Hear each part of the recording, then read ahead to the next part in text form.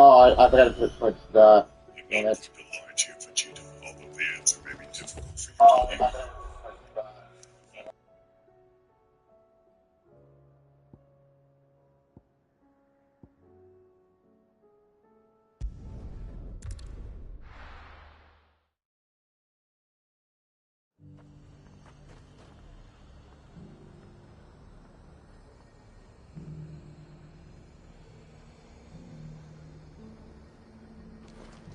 The garrison said they'd take another 100. To the Vale it is, then.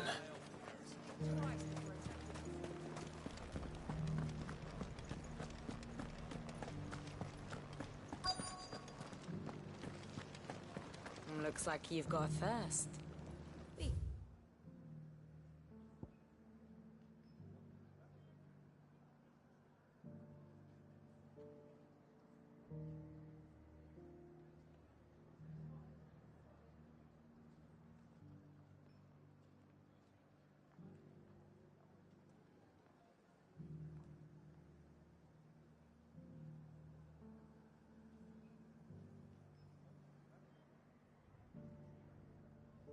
Can remedy that.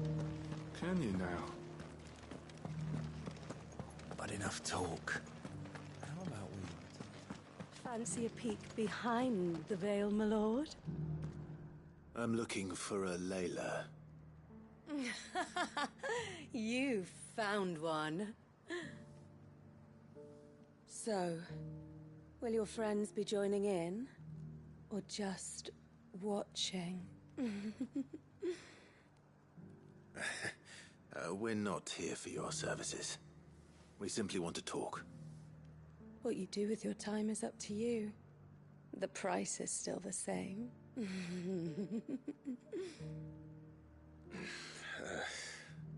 We're here about the letter.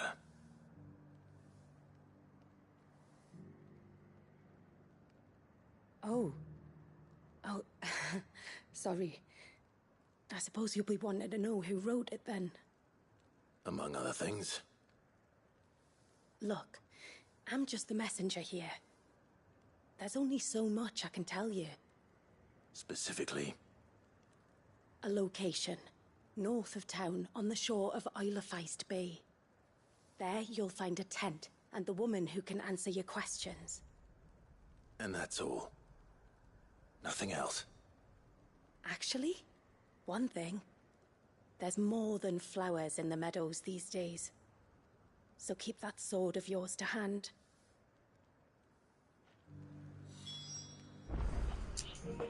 Yeah, if you want to waddle back to episode 16, well, it's because the DLC that came out.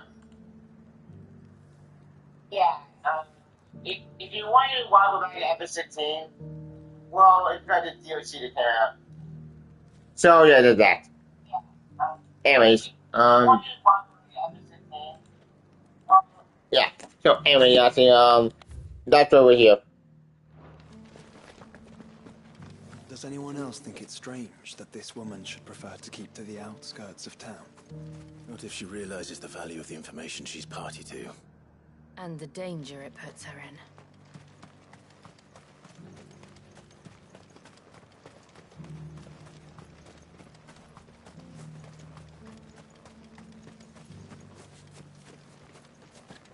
Do be careful.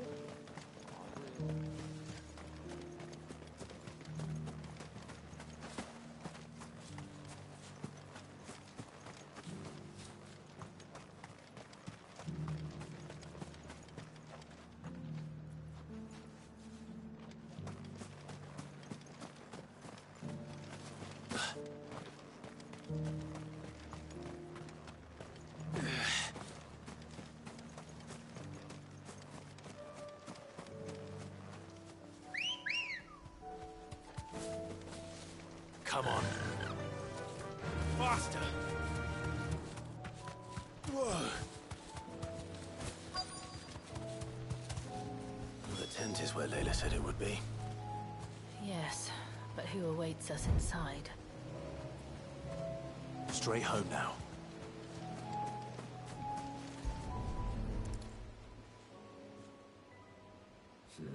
It's empty. Why am I not surprised?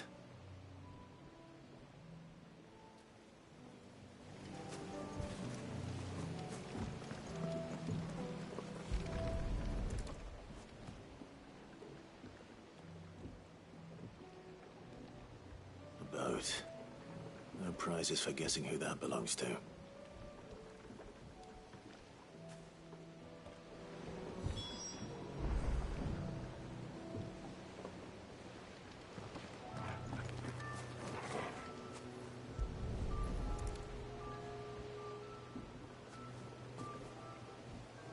The embers are still warm. So you're Sid.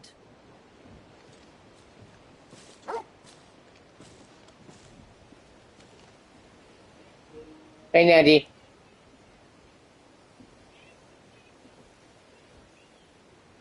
Morning. I suppose I must be. Which means you have me at a disadvantage. Apologies. I am Shula, tributary of Mysidia, final haven of the Moats of Water.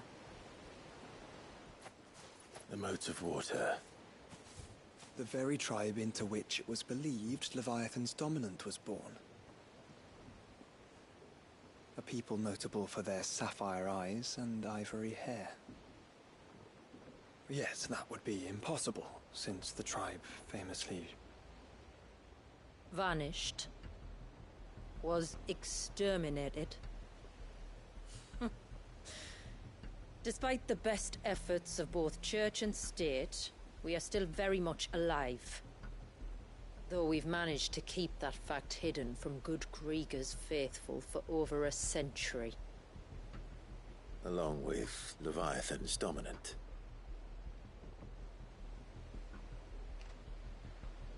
That wave out there. What do you know of it? The Surge. Only that it's been there a long time. Since the fall of Drake's Eye almost a century ago. Some claim the two are connected, but none can speak with any certainty. So in other words, you know nothing.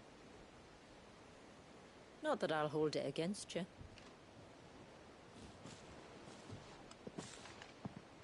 The wave was raised by Leviathan in an act of rage. Moments before the waters were stayed, and the icon and its dominant bound within. And you want us to? Rescue him. Yes. You see, a little bird told me about a certain outlaw with a singular knack for putting unruly dominants in their place. And ours is about as unruly as they get. For years, we've searched for someone who could hold their own against an icon. Someone just like you. So what do you say? Will you help us? What exactly did your dominant do to warrant this punishment?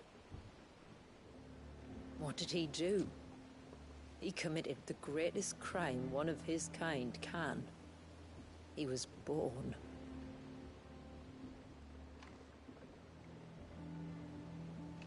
But he deserves a better fate than the one my people forced upon him.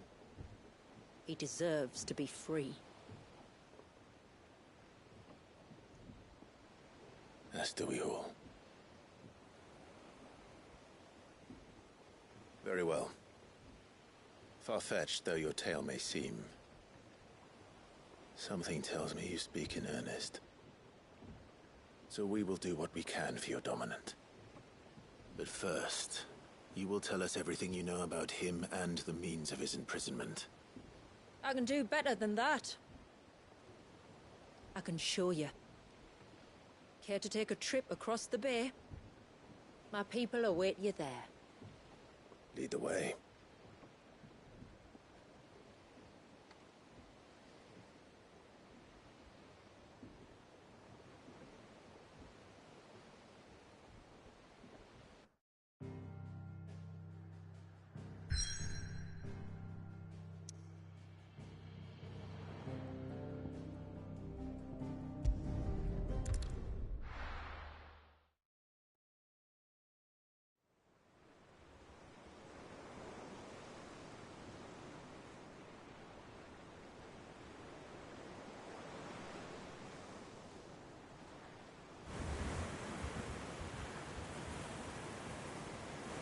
right. You might want to hold on to something. We're coming up on the wall, and passing through can take a bit of getting used to. I don't see any wall. Of course you don't. That's the point. It's a glamour woven by our ancestors to keep our village hidden from prying eyes. But don't take my word for it. Watch.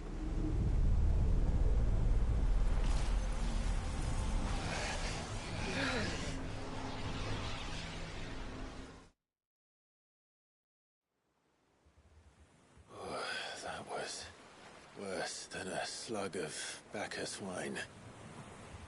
Clive, the sky. It's blue, but how is that possible? You do know what a glamour is, don't you? Ours just happens to work both ways, and a good thing too. I wouldn't fancy staring at those sickly clouds every day.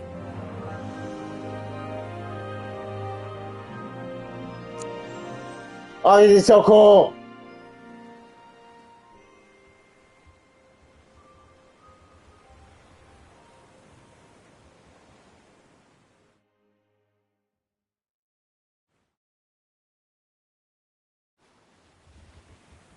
And that concludes our little voyage.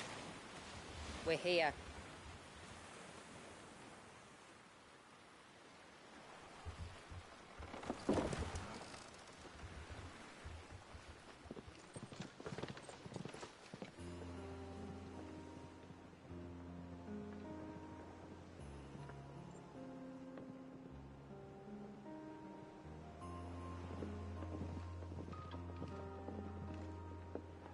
It's a long slog to the village, and a hard one. I hope you're up for a climb.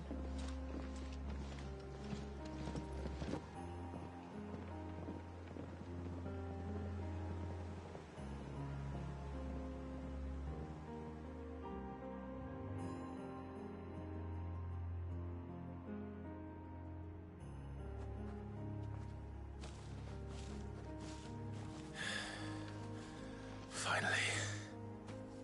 What? You didn't think we'd arrived, did you? The village isn't up here. It's on the other side of the mountain. Of course it is.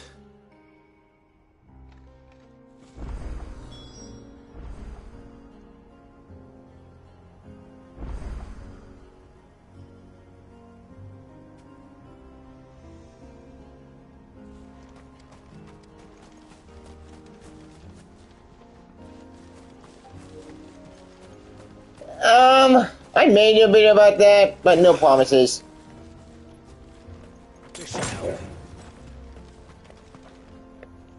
Watch yourself, fuck. Sid.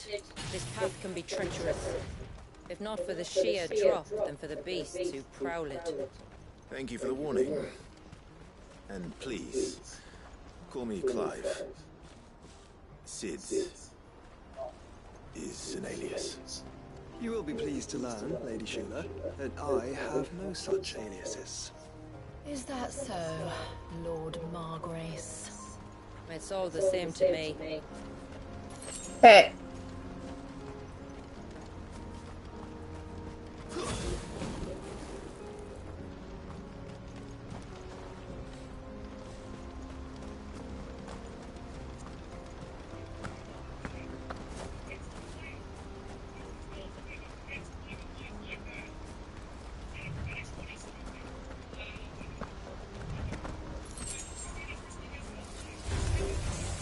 I was wondering when they'd pick up our senses.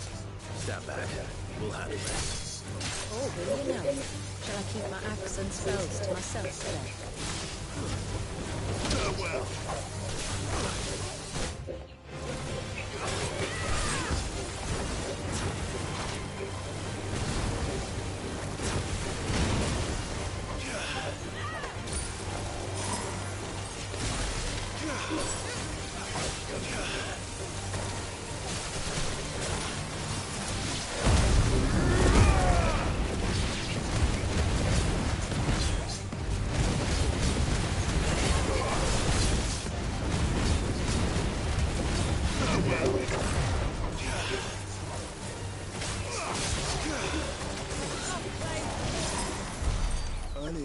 ancient spells. I see you There you go. That's what I was trying to say. Since when did the bearer need crystals? Sure, that's where they went. But then, where is your brother? Wait for me in Sombreck if I ever get careless. Hi, you villain. Then it's in for a long wait. They wouldn't be able to stop him anyway. He would have lived up to this logic. Who thinks he is? But if he can replace a bigger than please. You didn't bring any guns over, did you? No, of course not. Maybe in the day or two, though. Absolutely sure that's where they went, right? I mean, you've actually heard them say that we're going to fight this Majin Buu character? Yes.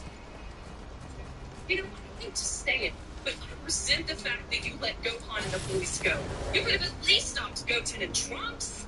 I'm so sorry, Chi-Chi. I wasn't using my head. I should have tried to stop them. How could Videl stop those two? Yeah, they're Super Saiyans. There you go. That's what I was trying to say. So true.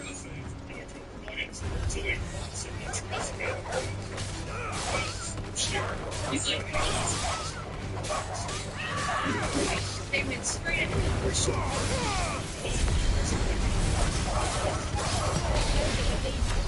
How would they not see some last? It's so massive.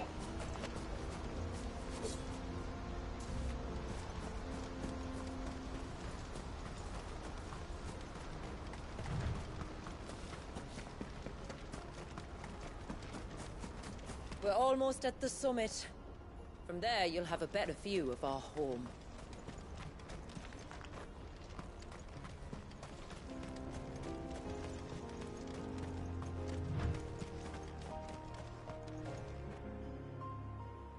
Few have ever set eyes on what I'm about to show you. Just so you know. This is not what I expected. Welcome, my friends, to Mysidia.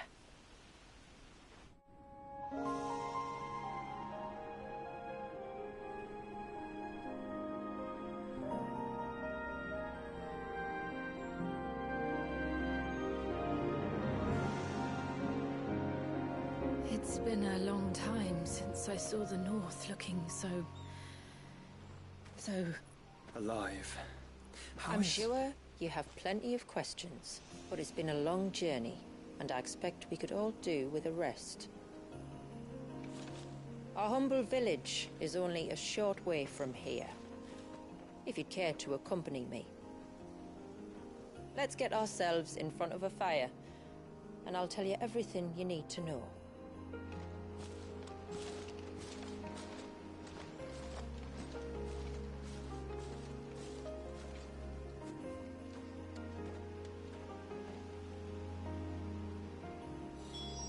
It's beautiful, Shula. And we aim to keep it that way.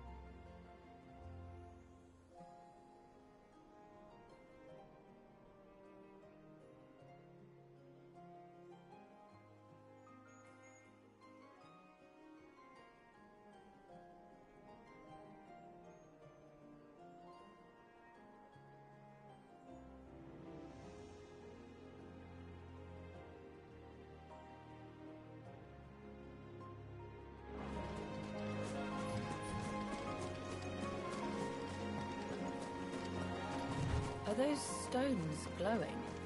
That's one of the cairns which maintain the glamour. Steer well clear.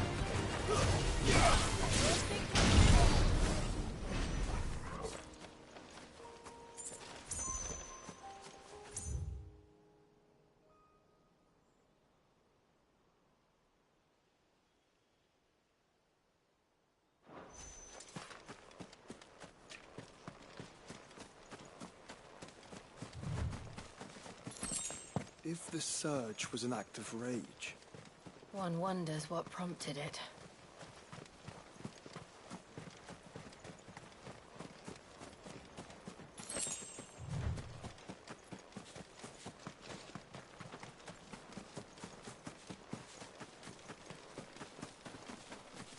This might take a while.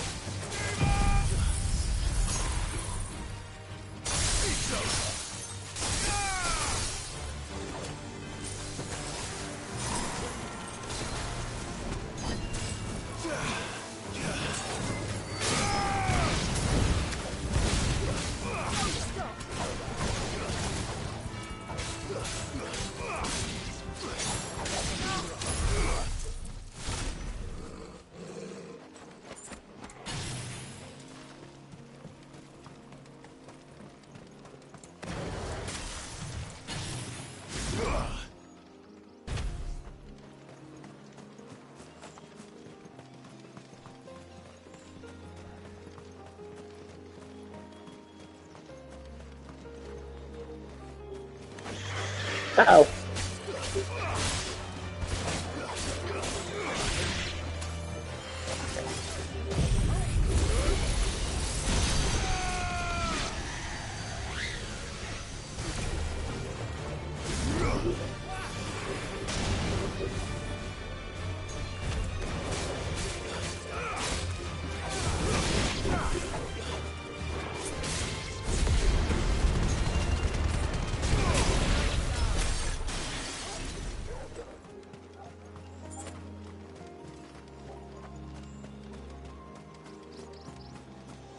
could we not have spared ourselves the mountain crossing by landing further north?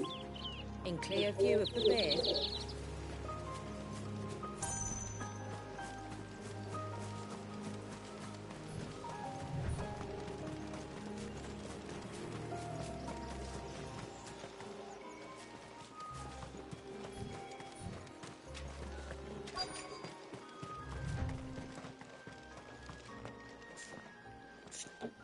On evening tides. Does morning's light return? Open the gates! The tributary is home!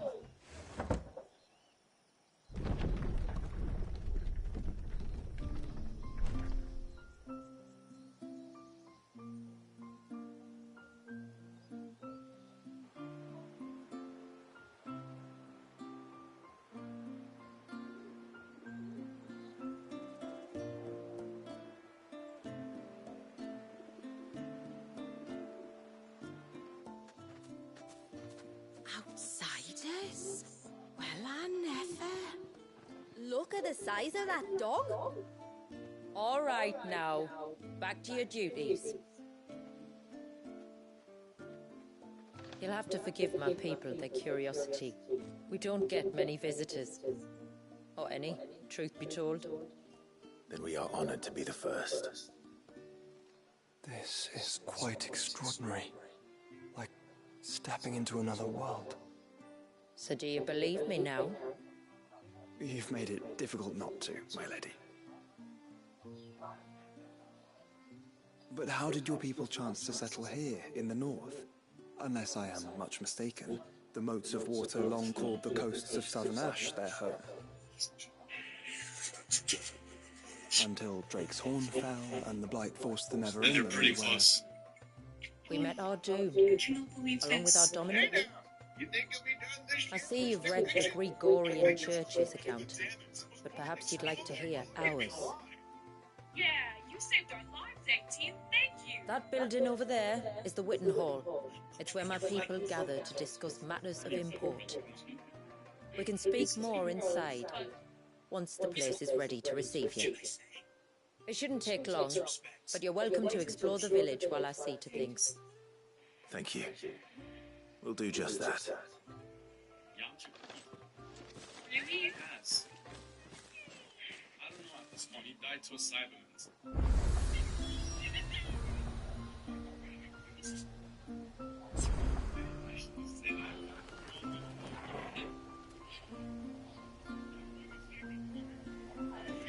Why would they just land for a little bit?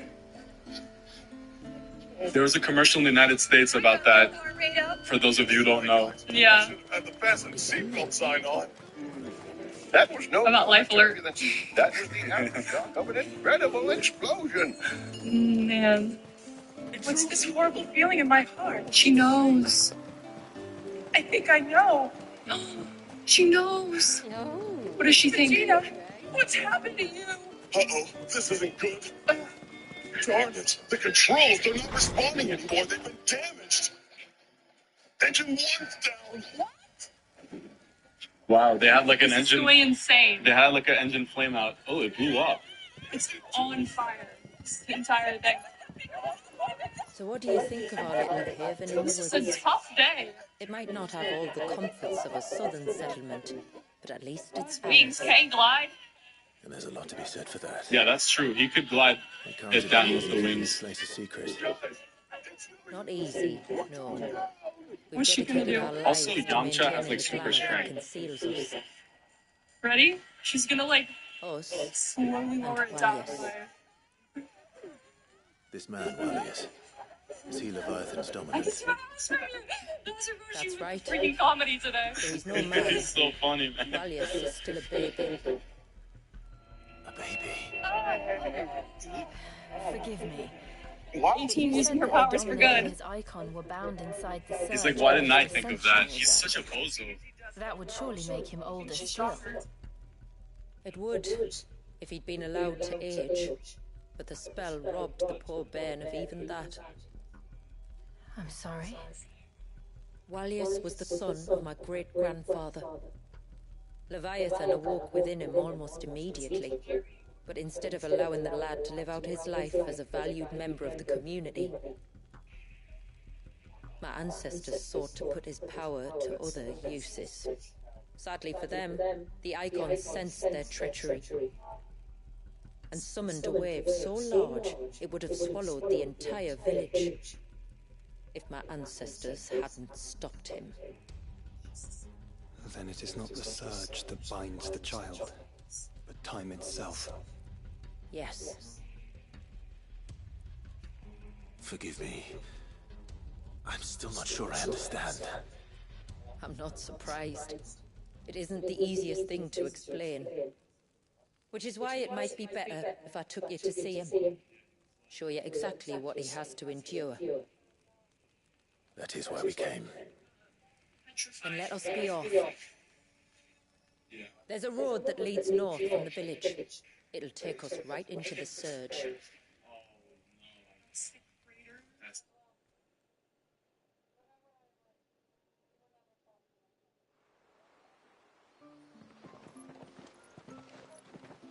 Are you bound for the wave, tributary? We are, Delina. Have you spread the word about our guests? I have. Everyone knows to treat them as family. You shouldn't have any trouble now, but just in case, I would have you accept this symbol of our people.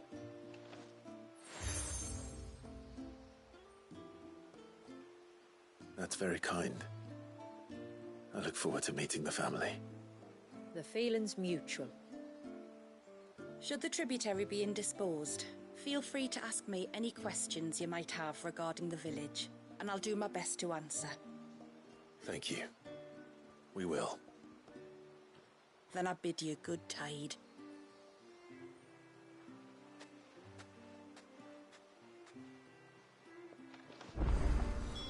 Our storehouse lies across the bridge. If you're short of supplies, you may find what you need there. Though we will have to ask you for recompense, poor as we are. Sid! You are Sid, aren't you? The man the tributary told us about? I wonder if you could help me. With what exactly? Oh, nothing too troublesome. Do you know my husband, Pavat? He's the village smith, among other things. Anyway, his name day's not far off, and I wanted to make a gift for him. He's a craftsman, you see, and he's been fretting about running low on the flowers he uses for dye making. So I wondered if you might collect some for me and give them to him. Would this gift not be better coming from you? Perhaps, but it can't, for reasons I can't go into. Please, I know it sounds daft, but I'd be ever so grateful.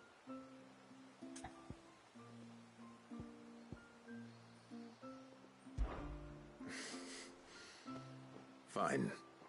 Which flowers does your husband need? The sweet little blue ones that grow around the fount. Elder's blessings, they're called. We use them to dye our fabrics so we always feel close to water like they are. You don't need to go to the trouble of picking them yourself, though. Just speak to the field hands and ask them to share their harvest with you. 2 basketfuls should be enough for my husband to be getting on with. 2 basketfuls it is.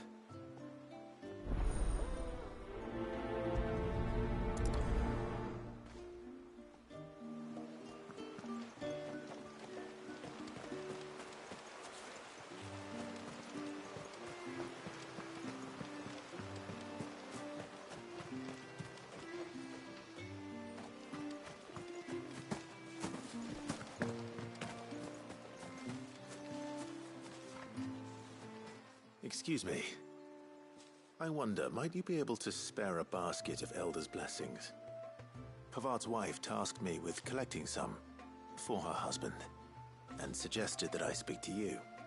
Ah. Werda wants you to bless her better half with the fruits of our labour, does she? Go on then. Give the old fool something to squirm about. I'm sorry.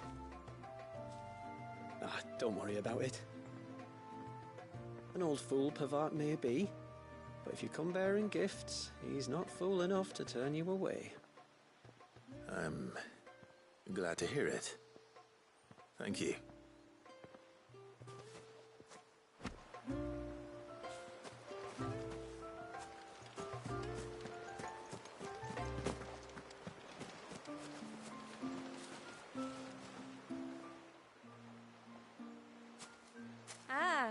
Welcome to Haven, friend.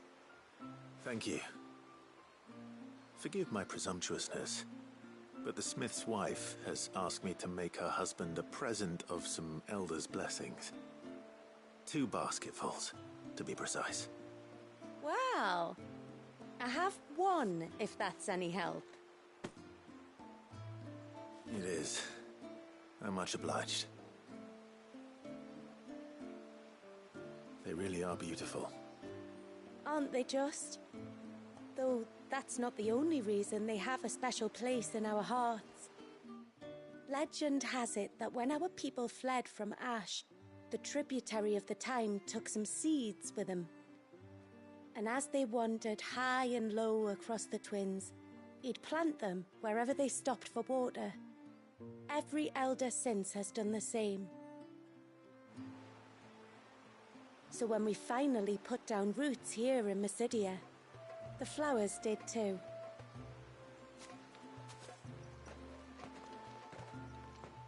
Well, that's 2 basketfuls.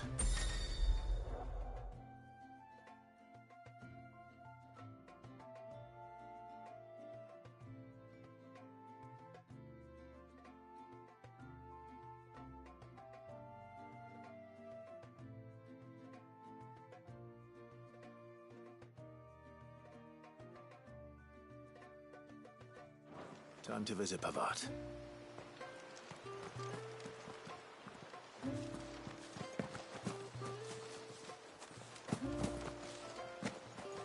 The mirrors.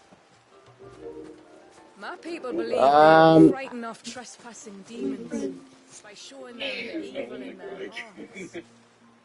I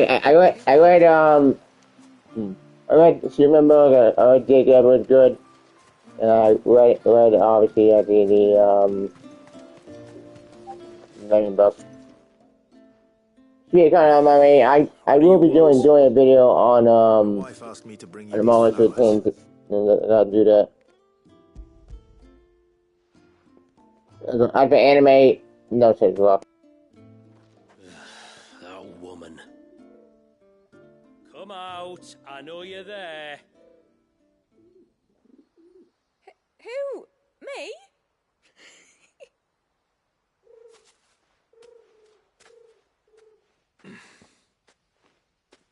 Would either of you care to explain what's going on? I'm sorry. I didn't mean to deceive you.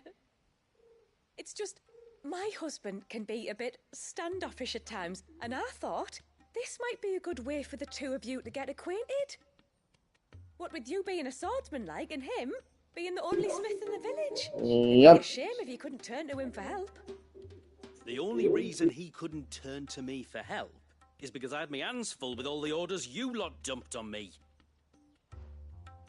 I'm pretty much done with them now, though. But, for the record, the tributary said that we were to lend you outsiders our aid, and that's exactly what I was planning to do.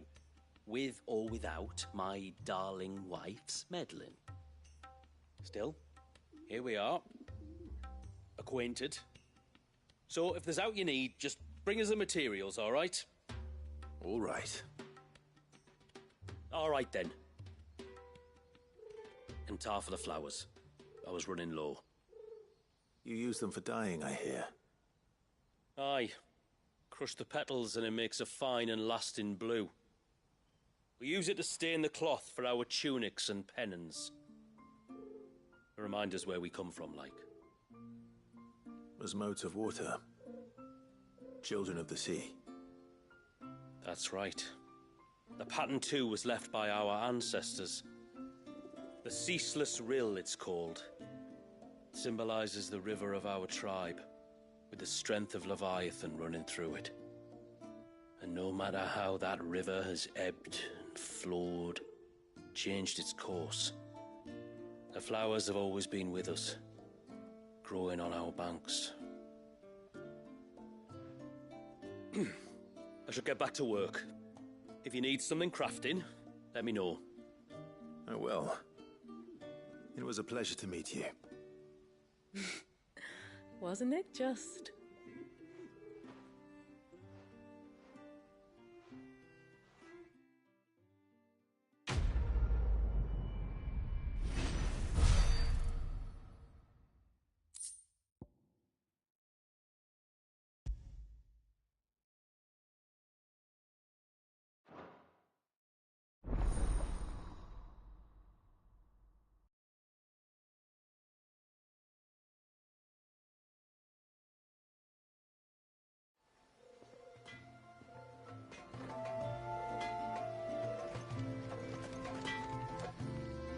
What is it you want?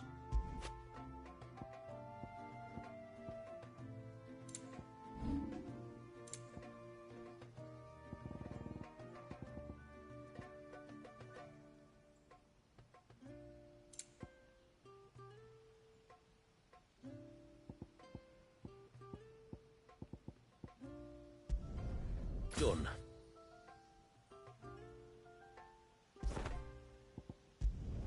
Better than you.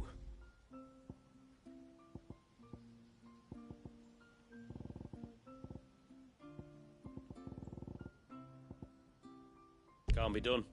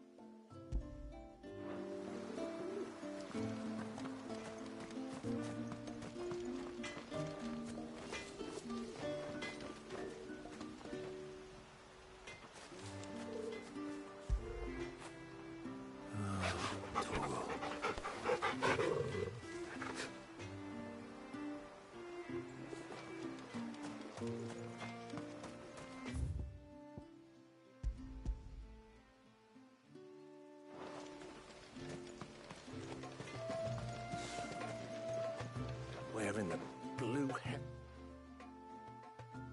Oh, I'll have her hide when she gets back. Oh, sorry. I was leagues away. How can I help you? If you're after something from the storehouse, It's actually my wife you'll want to talk to. She will have to charge you for the goods, though. Not that we'd fleece you or anything. It's just, you know, needs must. I understand. Saying that, she might not be able to get anything down for you for a bit. Ah, right. She's got her hands full with the inventory, you see. It should have been my daughter's job, really, but the willful little Rills decided to make herself scarce. Ah, the heavens only know where that girl's got to. If you'd like me to keep an eye out for her. Oh, no. I couldn't ask that of an outsider. Could I? You wouldn't mind? Of course not. She won't have gone far, will she? I hope not. But I've scoured the entire village for her and come up empty-handed. Can't help thinking she might have gone on another one of her little adventures. Ah, a free spirit, is she? Aye, that she is. Can't get her to sit still, especially once you heard you lot were on your way. Outsiders! You should have seen her little eyes light up. Oh, if she wanted to watch you arrive, she'd have made for the low gate where you first came in. The guard there might have spotted her. Maybe you could ask him. Ruka, her name is. All right. I'll let you know if I find her. Try not to worry.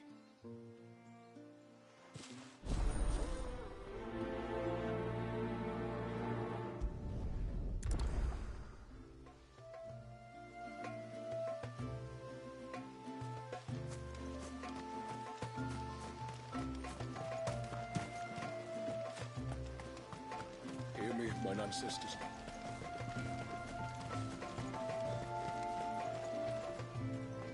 Excuse me. You haven't seen the storekeeper's daughter, have you? Little Ruka? I have, as it happens. She went out through the gate not long ago. Out of the village? Alone? Aye, she does it all the time. There's a path off to the left which leads down to the river. Nice little spot, that. And safe as you like. The beasts of the mountain don't dare come so close to the village. That's where she'll be. Go and have a look if you don't believe me. I will.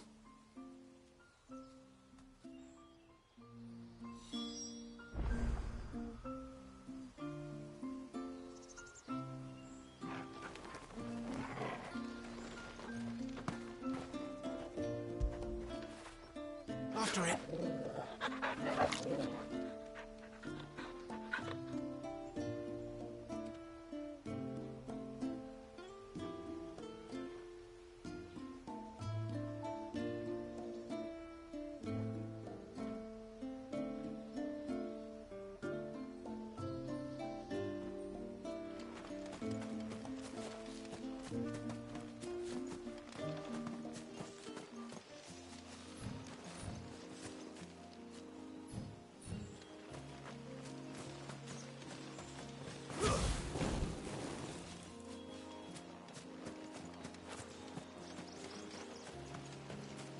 This must be the path.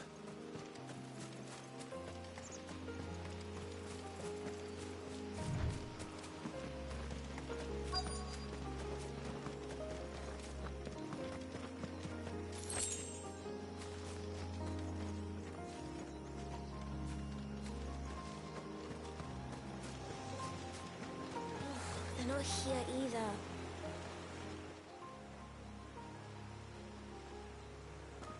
It's you!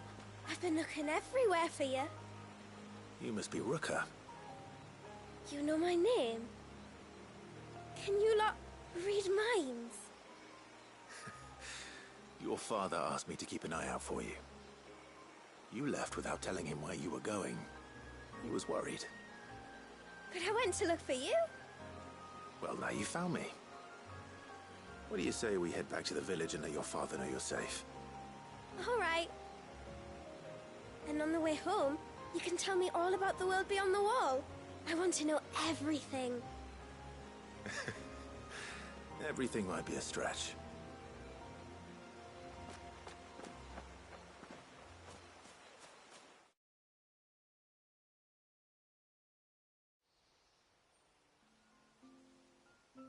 Thank you for bringing her home. And sorry for the trouble. Oh, no. It was a pleasure. Daddy, did you know that there are villages 10 times as big as Haven in the outside world? 10 times! Cities, they call them. And in these cities, they have great big walls and towers and castles. Oh, to think I was worried. You can tell me all about the outside world later, Sweet Pea. Now go and help your mum with the stores. All right.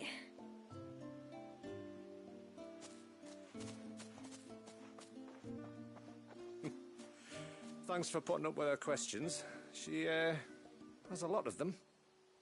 One of the big ones being, what are the people beyond the wall like? Reckon you've made a good first impression. Are we the only ones she's ever met? Now you are. The rest of the world can't know we're here, so we'll have to be very careful who we're letting in and out.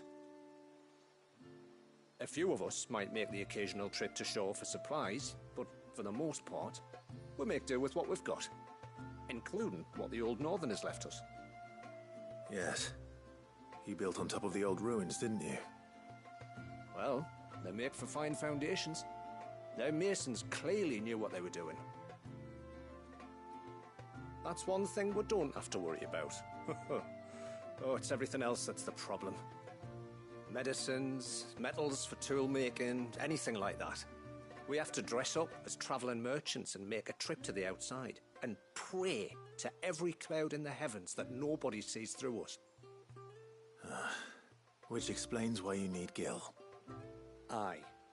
And now Rook is back, my wife should be free to assist you with any potential purchases. So please, do make good use of our stores, because we fully intend to make good use of your coin. I'll be sure to keep my purse strings loose.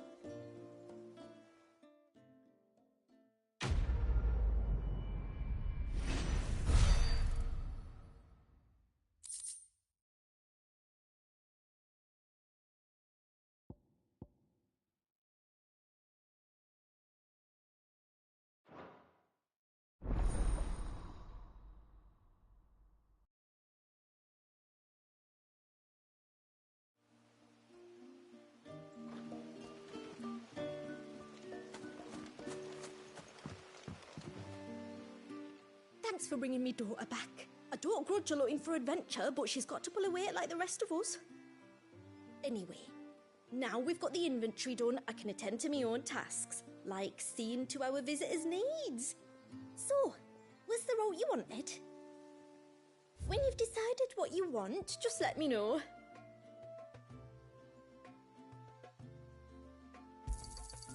Here you are.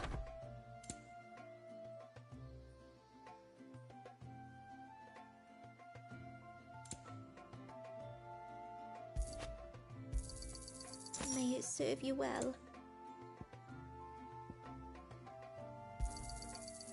Well, if you're sure you need it.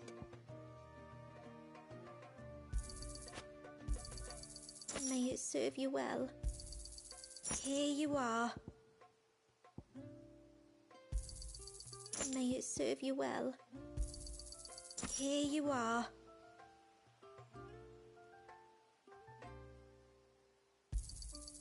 May it serve you well.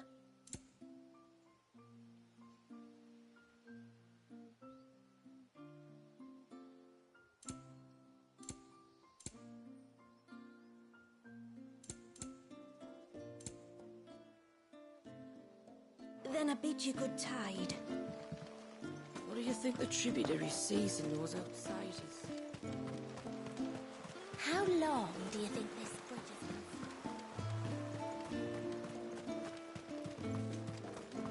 is? Suddenly, there were curls everywhere, look.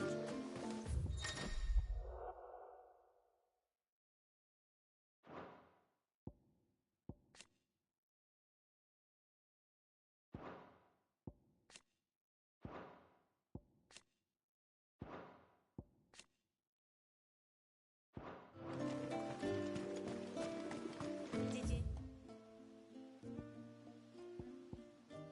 hear that, girl?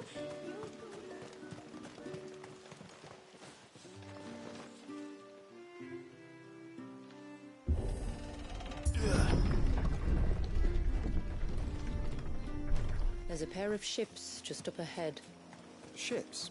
But are we not still from the shore?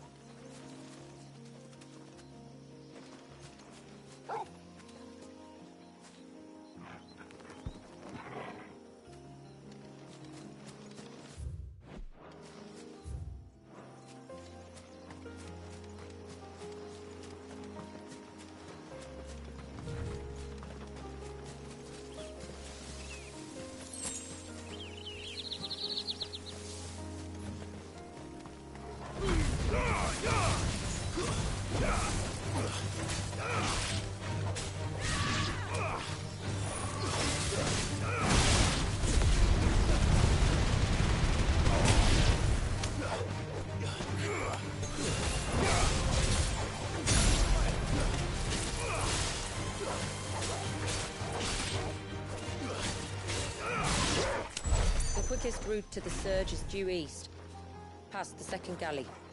Shula, how did these ships come to be here? What do you imagine happens when an Icon of Water gets angry? Really, brother? Did you have to ask?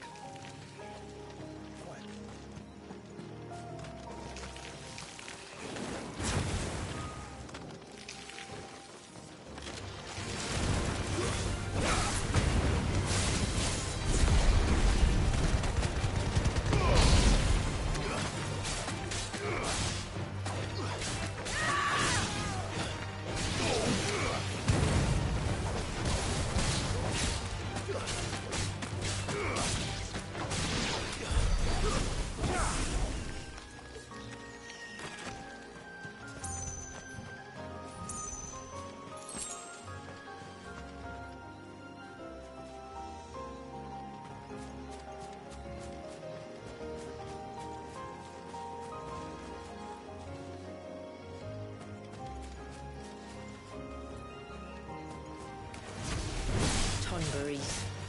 Foul creatures consumed by their hatred for everyone and everything. Everything save sharp knives, it seems.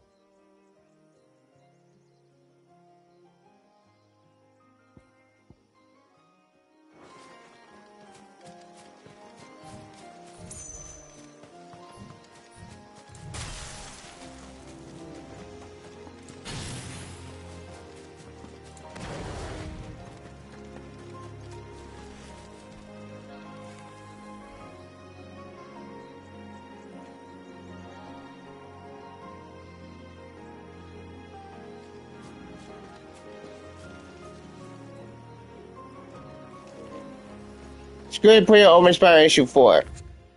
Right?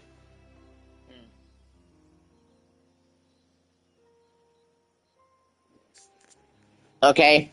What do we do?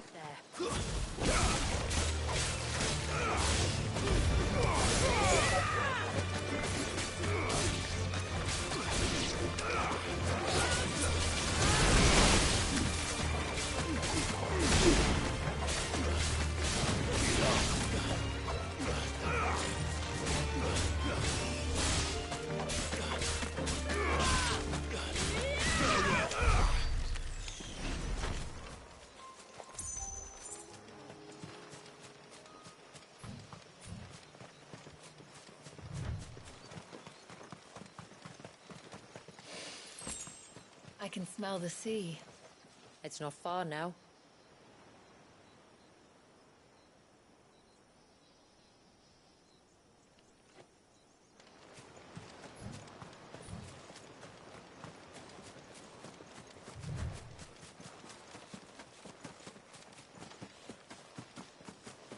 How will we reach the surge?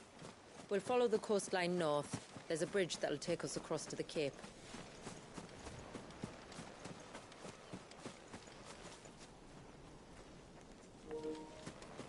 Who? Well, besides Gwen Stacy at the Atomic Care, I know you'll be in an issue. Might I inquire about the Ray of Light? It's what prevents the Surge from being reclaimed by the sea. And Dwalius by his people.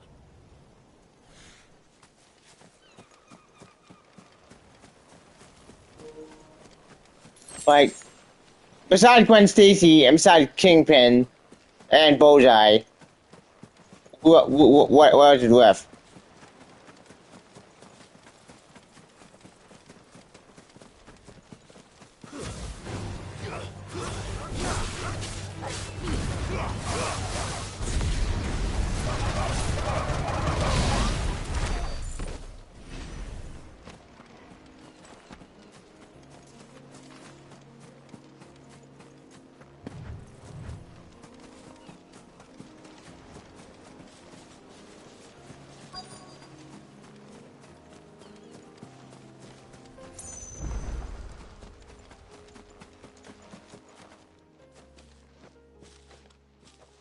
You said before that the child is bound within the Surge.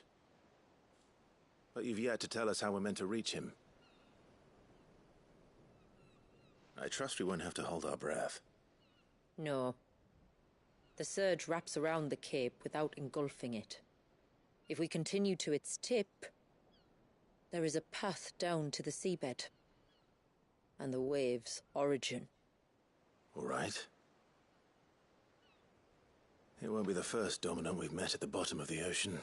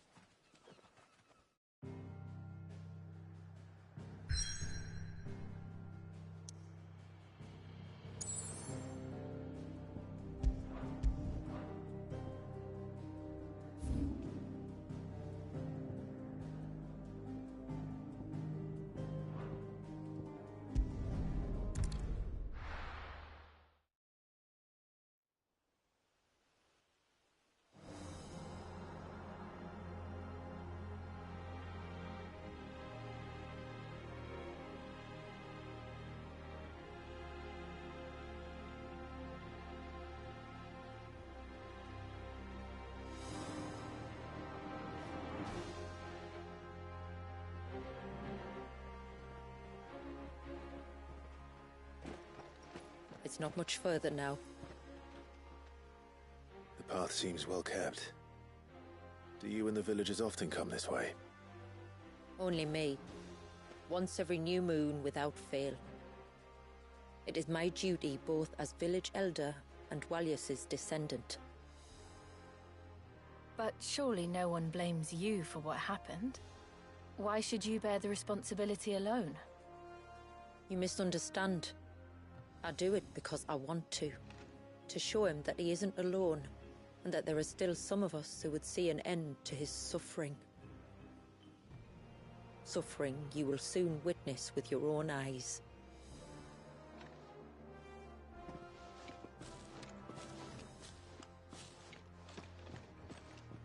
The forest grows quickly here.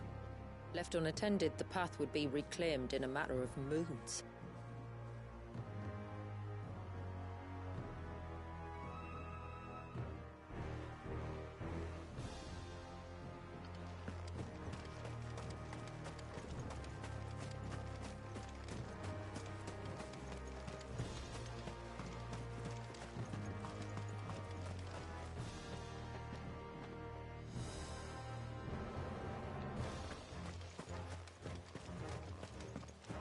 Does the light point the way to the child? It does indeed.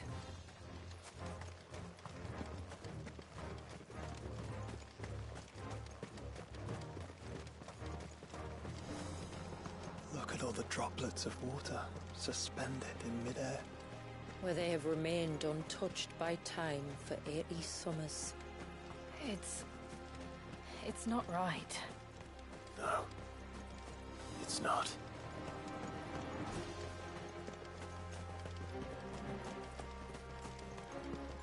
There. Up ahead.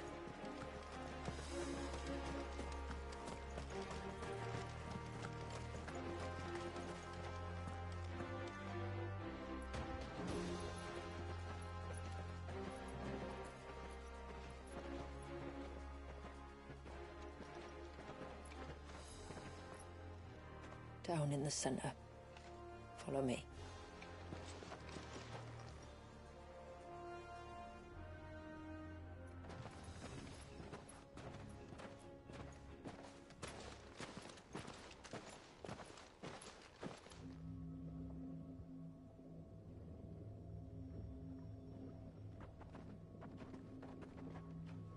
He's still primed. Wow, that's dark. I'll never forget my first priming. The fear. And I was old enough to understand what was happening. One can only imagine how this poor child felt. He is the victim of an unforgivable sin. Committed by people who saw him as nothing but a means to an end. He must be so frightened.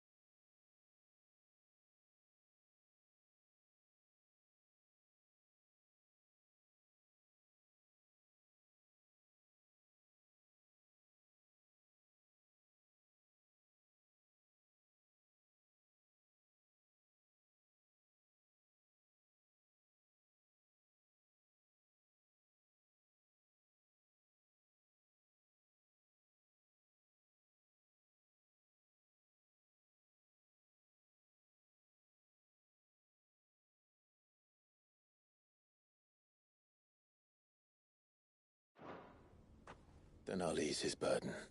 You don't mean... I'm not going to hurt him. Contrary to the tales, I don't go around killing dominants for no reason. What if I told you there was a way to remove Wallis' icon? I'd tell you you were a madman. It's hard to believe, I know. But it can be done. Though, it isn't without its risks. Part of the icon remains no matter what. So, it might still come to violence. I don't know. It depends on the dominant. I've seen things end well, and I've seen things spiral out of control. But I do know one thing. If we turn our backs on this child, there will be no end to his suffering. And I think that a worse fate than the alternative. Don't you?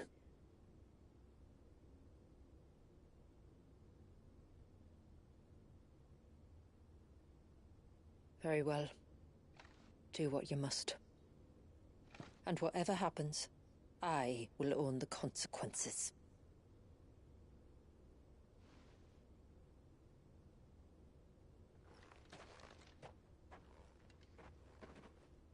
Don't be afraid, little one. Let me bear the weight.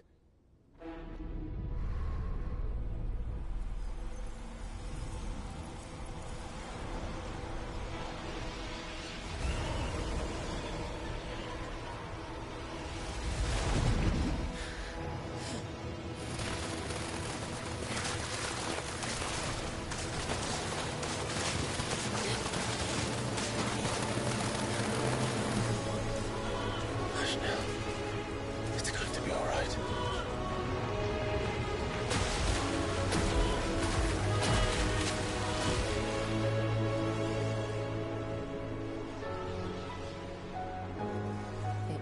Is it done?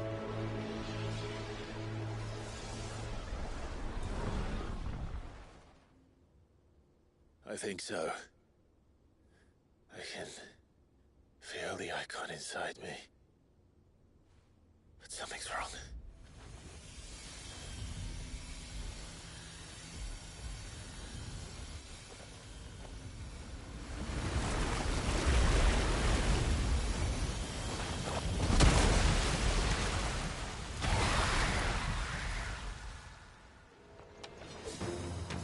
He wasn't just afraid.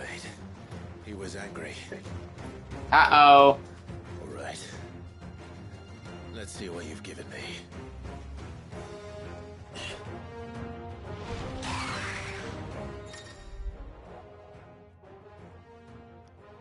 Clive is granted a point icon of Live in Essence. A twin with Live not only change the element as become magic, but also will access someone's icon ability. Plus, well, escapable lots of water only from local angles. Ooh. Oh, this is cool.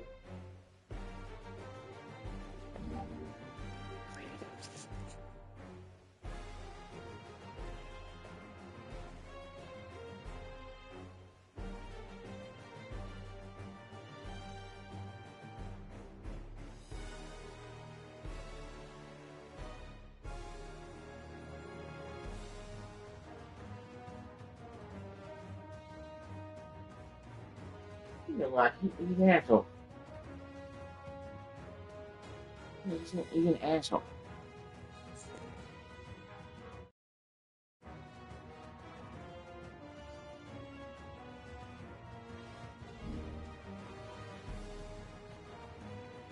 That's pretty cool.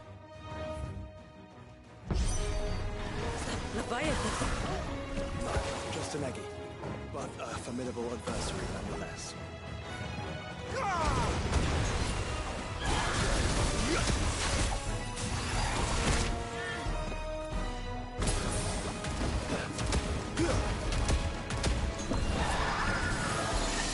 Oh, look.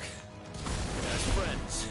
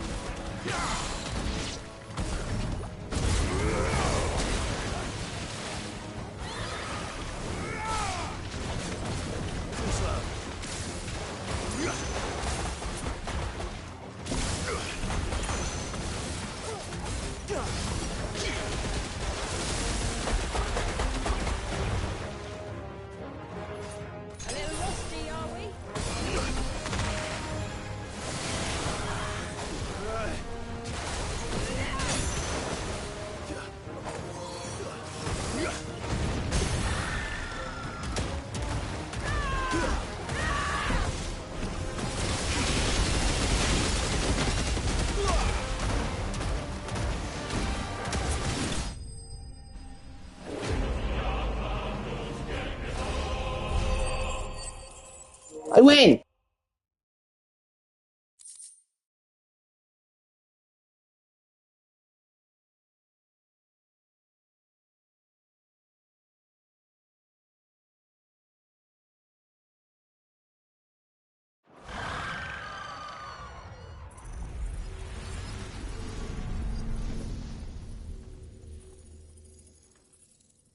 Is everyone all right? He seems calmer now. You said Walius was frozen in time. But he knew we were here. How? I don't know. He's never reacted to anything or anyone. Until now. The child has been bound for nigh on a century. If he has been conscious from the first, we must remove the seal at once. It's not that simple. I wish it were, but... there's more to this tale. It would be better if I explained back at the village. I see. Then let's return before it gets dark.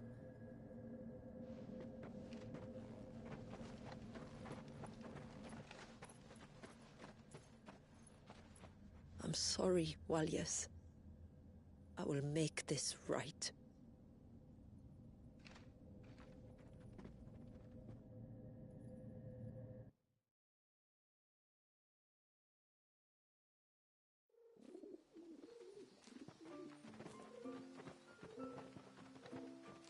So, part of Leviathan is inside you now, is it?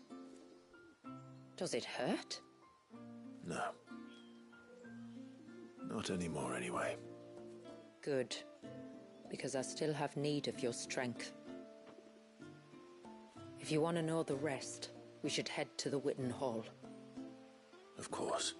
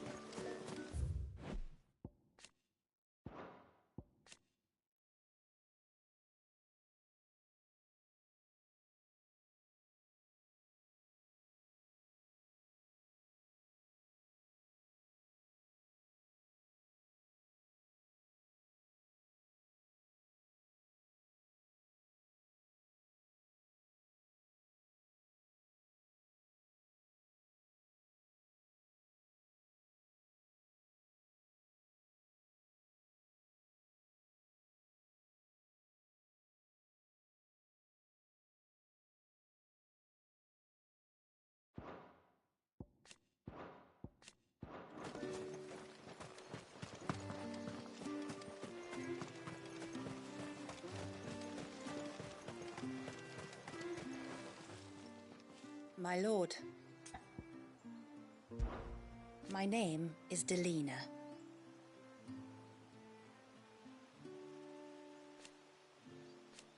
By way of example, as I'm sure you're aware, the secret of the spell itself. So they built the cairns, and thus we hid ourselves away.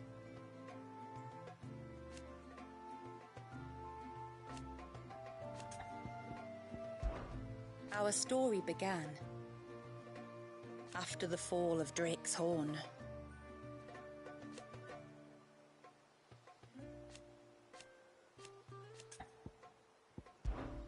Till next our streams cross.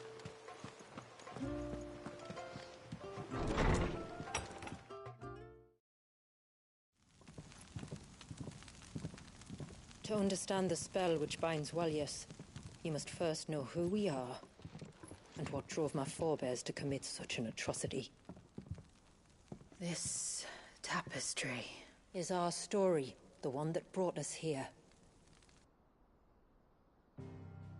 After generations of wandering, my people sought refuge in northeastern Storm, some 170 years ago. But in exchange for our safety, The Gregorian Church demanded we renounce our faith, and branded us heretics when we could not. To be exterminated, as a lesson to others.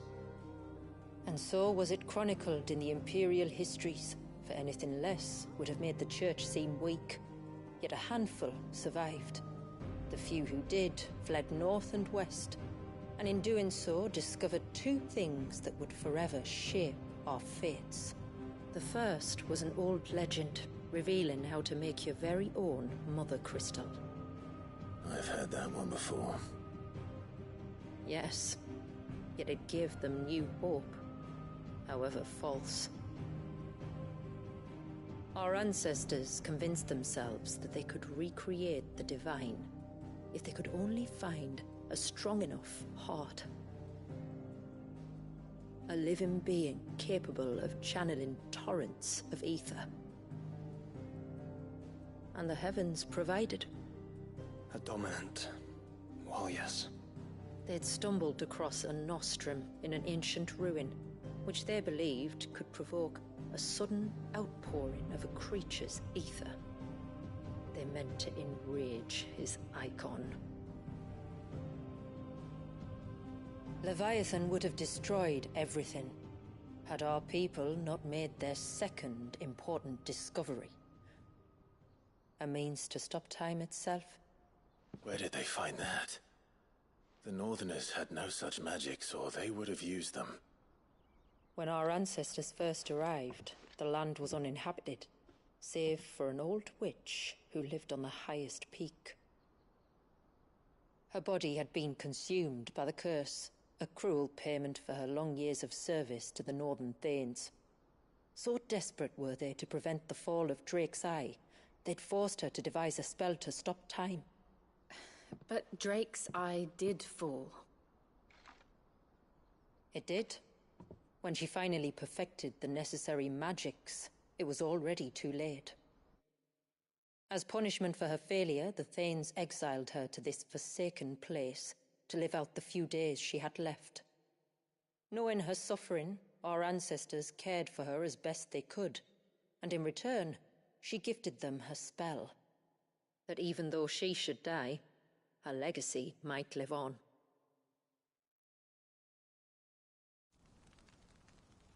So armed with both the knowledge of the ancients and the secrets of time, our ancestors settled upon an ambitious plan.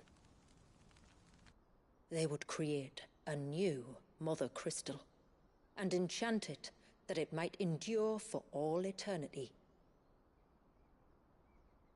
Thus would our people's wandering, our suffering, finally end, and prosperity visit us once more.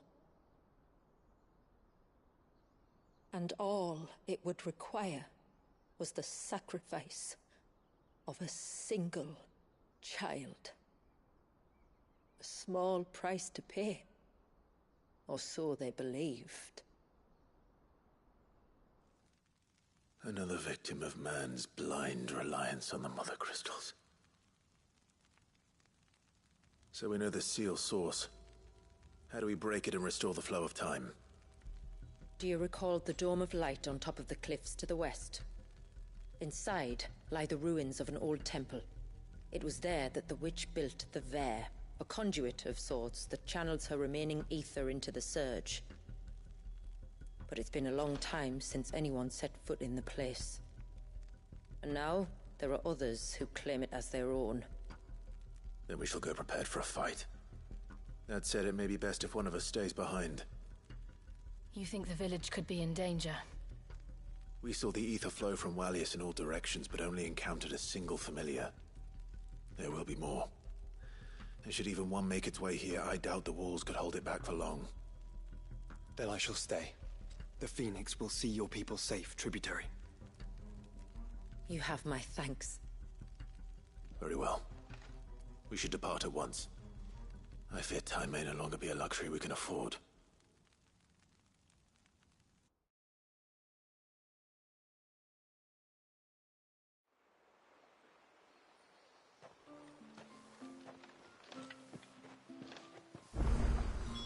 The Vare is not easy to find.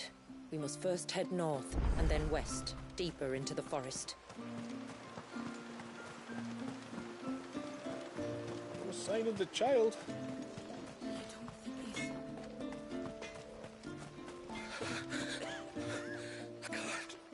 Just try to breathe.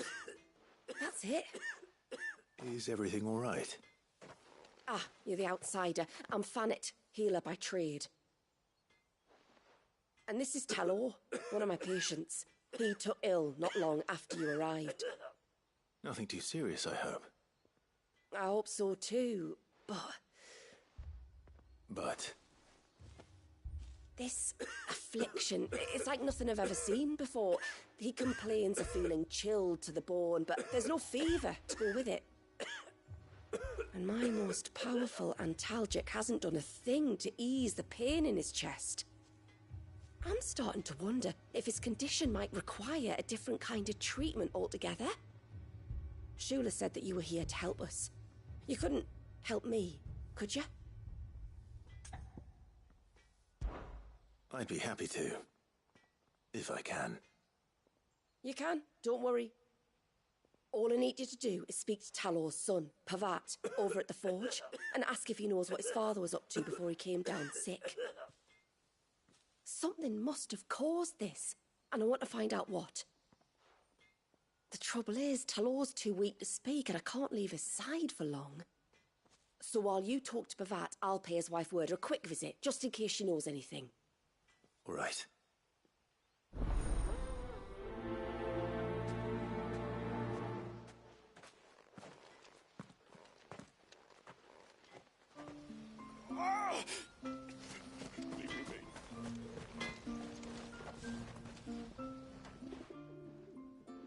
Oh, do you need something?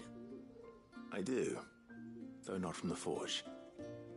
Fannet asked me to speak with you. She's looking into the cause of your father's illness and wondered if you could shed any light on the matter. I see. Sorry. She shouldn't have dragged you into this. It's no trouble, really. Tell me, did your father do anything out of the ordinary before he fell ill? Not that I know of. But then I hardly see him. He's always out and about, like. Well, at least he was. Suppose he might have been a bit more fidgety than usual, but apart from that... When you say out and about, where does he usually go? Just round the village. Wanders over to Blazier's place most days. He's a fisher who lives on the other side of the fount. They're old friends. Maybe he knows something I don't. Maybe. I'll go and speak with him.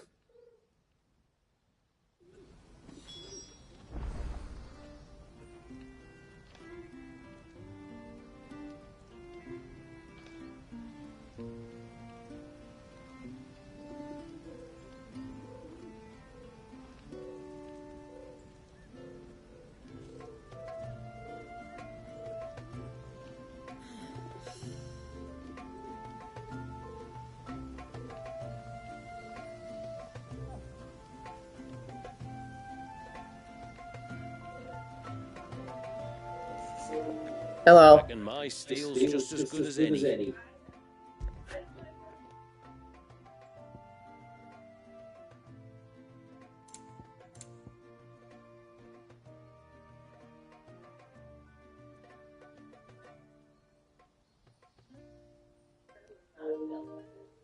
I'm enjoying the weather, and I hope that the weather is, hang on.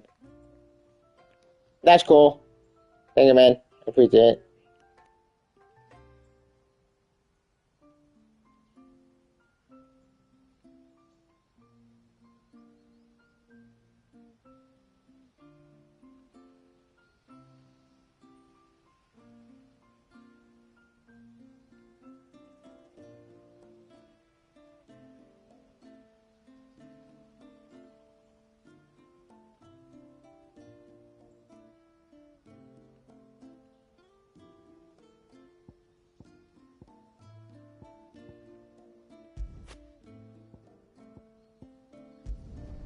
There.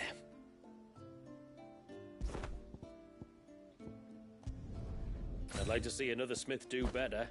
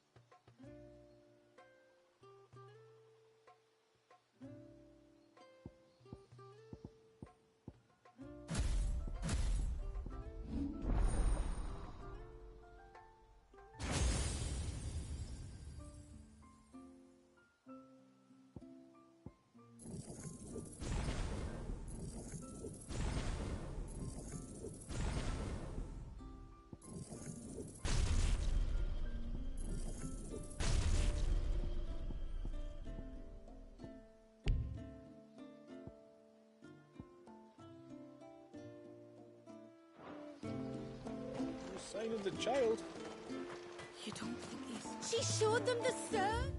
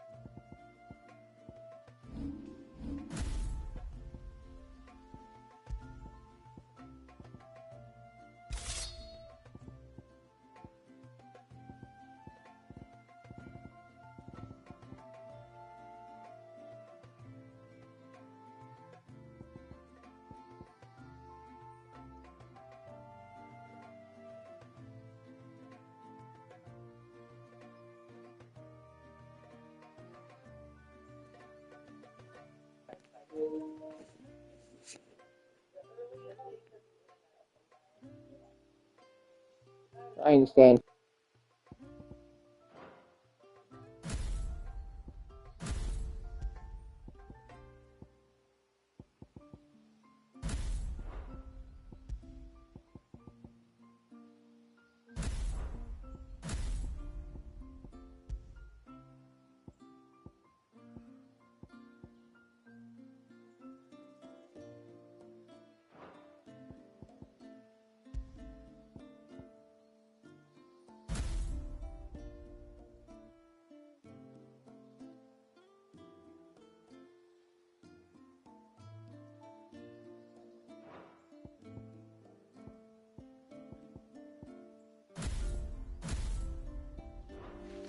But what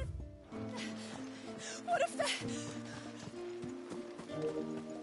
I understand.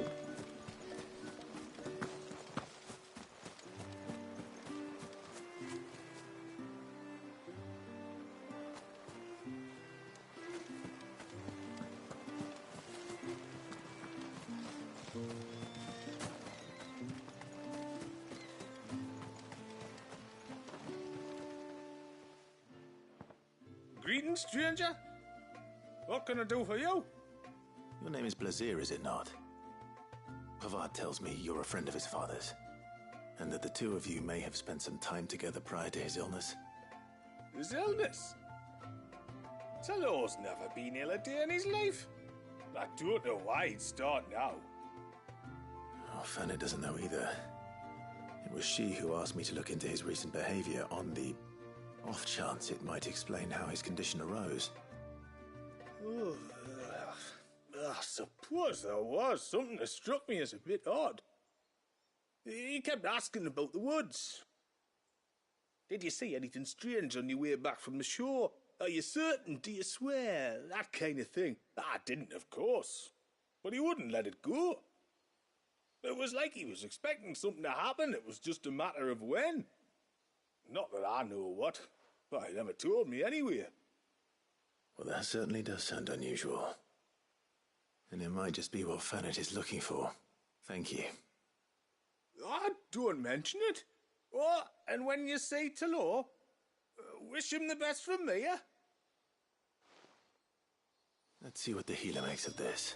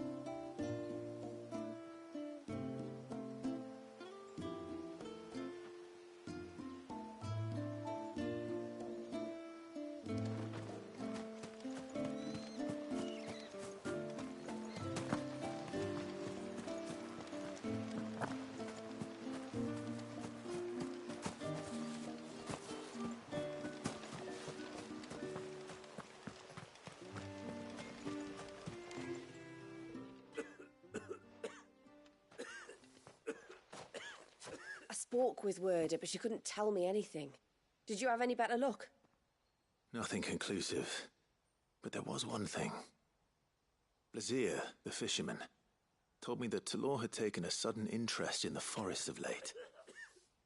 He kept asking him if he'd seen anything unusual there on his way back from the coast, but never let on what exactly he was expecting him to have seen. The forest, between here and the coast. Surely not. But then... I can't say for sure. But I think Talor's illness might have some connection to the Tomberries. You may have encountered them during your time here. The small, scaly beastmen. And you think they may have caused Talor's illness? I do. At least in a way. And if I'm right, it's no wonder the treatments I've been trying didn't work. Oh, I know it's a lot to ask, but would you go down into Father's Fell for me? There's an altar there. And if my fears are true, an offering upon it. What is going on here? Please. I'll explain everything when you return, but time flows fast. I beg you, make haste for Father's Fell and take the offering from the altar. Talor's life may depend on it. Very well.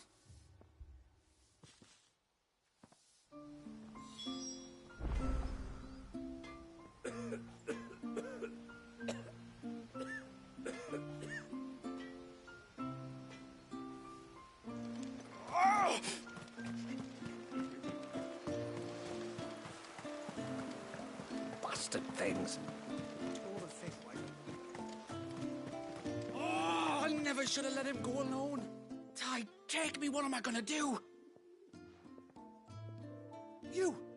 You've got to help me. Shula said you were a force to be reckoned with. Are you? Why do you ask? Hey? Oh, sorry. I should explain. My name's Kitav. I'm worried about a friend of mine. He went into the forest and he hasn't come back. Would you help me find him? I can try. Tell me what I need to know. Of course. You know about the glamour our ancestors cast to keep this place hidden, right? Shula told us about it, yes. Right. So you know the cairns we use to maintain the spell? Well, it's me and my friend's job to maintain them. If it weren't for the likes of us, it would have faded years ago. So your friend went into the forest to visit one of these cairns? Aye, that's right. He said he was going down to Father's Fell. There are 2 cairns out that way, one by the banks of the Swift Run, and another near the Winged Wains, the ships in the forest. All right. How will I know this friend of yours? His name's Nassef. He's about my height, but clean-shaven. If you could track him down and see that he's come to no harm, I'd be much obliged. I'll search the village, just in case anyone's seen him, and meet you back here. Very well.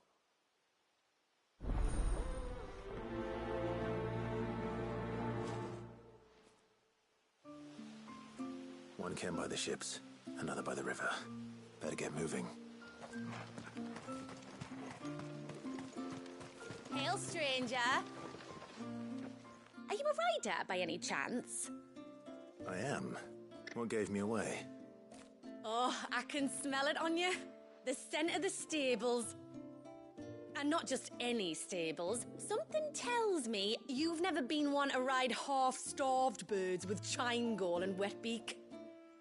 If I had a guess, I'd say your bird eats only the finest greens and has her feathers groomed twice a day with a curl hairbrush.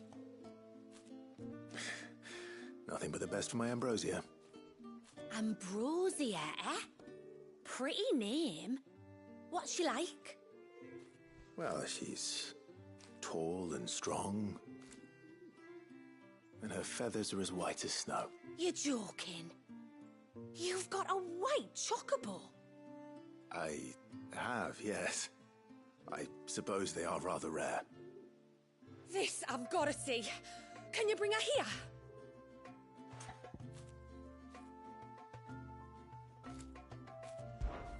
I would if I could, but I doubt Shula's skiff could hold her.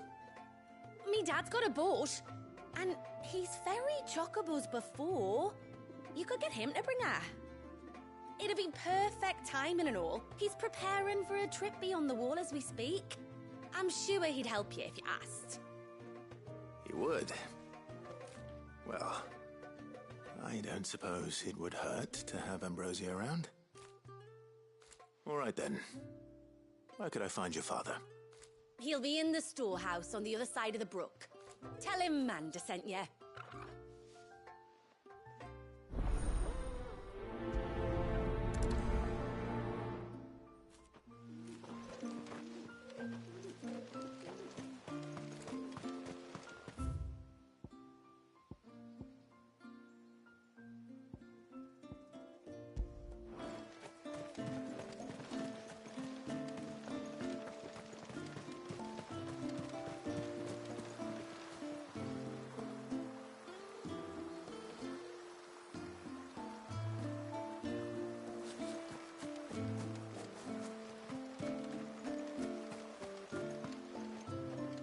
Bastard things. Tore the fish right away.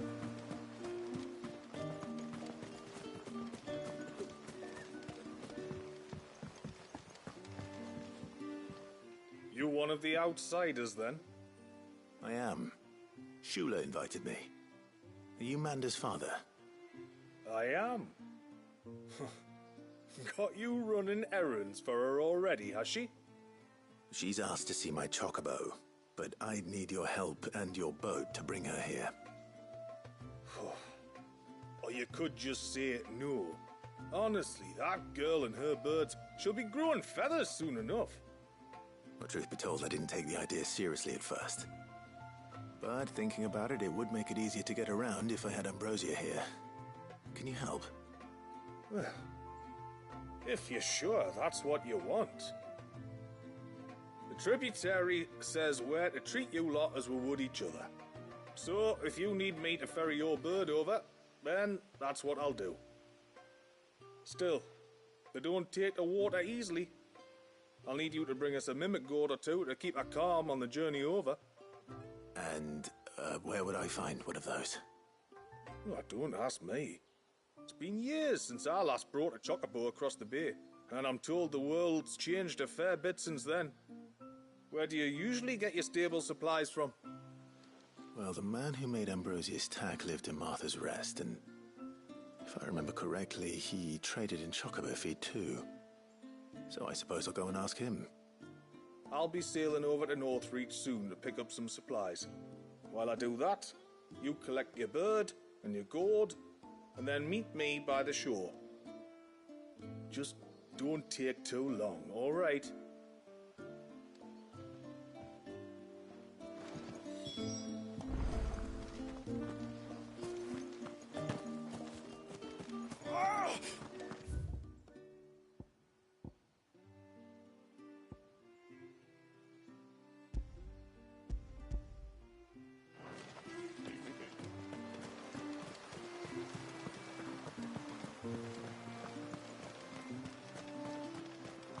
And what are you two drawing?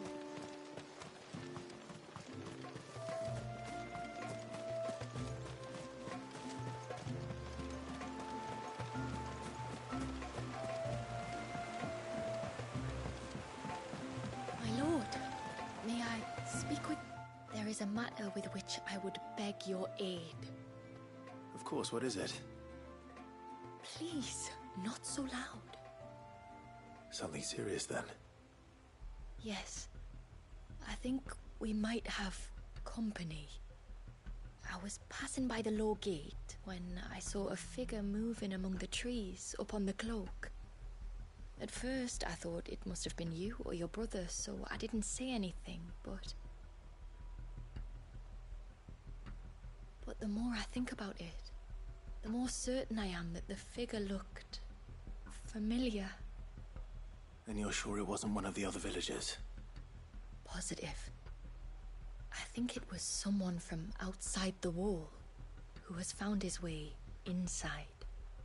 Of course, it could just be my imagination playing tricks on me. I only caught a fleeting glimpse, and it might have been you or your brother. But if it is who I think it is, we cannot allow him to leave now that he knows we're here. Would you go and see? He won't try to hurt you, believe me.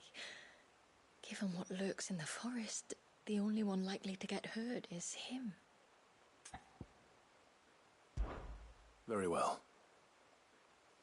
Whether the man you saw is who you believe him to be or not, we need to know. It may yet be someone else entirely. Someone who means your people, or my people, harm. Perhaps. Just promise me that if you do find someone up there... Don't worry. I won't draw my sword unless I need to. Thank you. Ymilla, this man you saw, might he be the customer you told me of? I fear so. A customer? I'll explain later. Come on.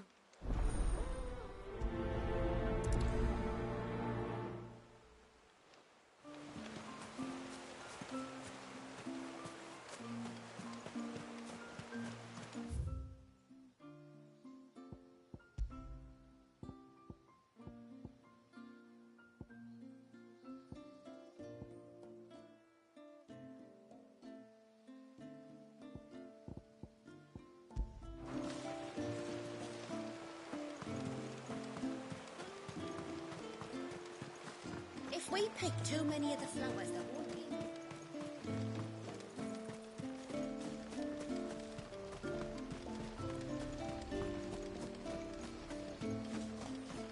You're a braver man than me, taking a stroll through those woods. I'll be sticking at this end of the village, thank you very much.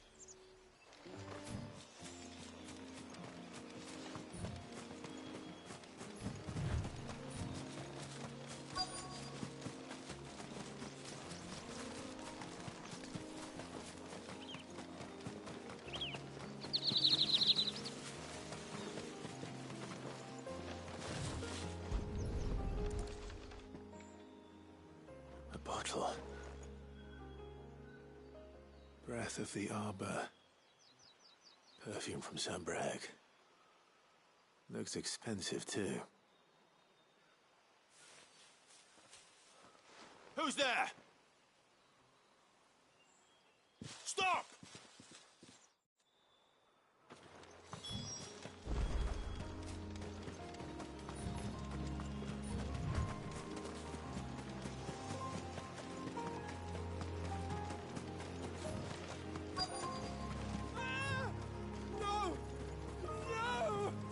Hang on! I'm coming!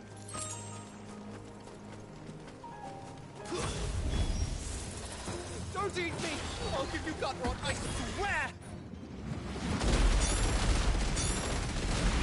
Stand back. I'll handle this.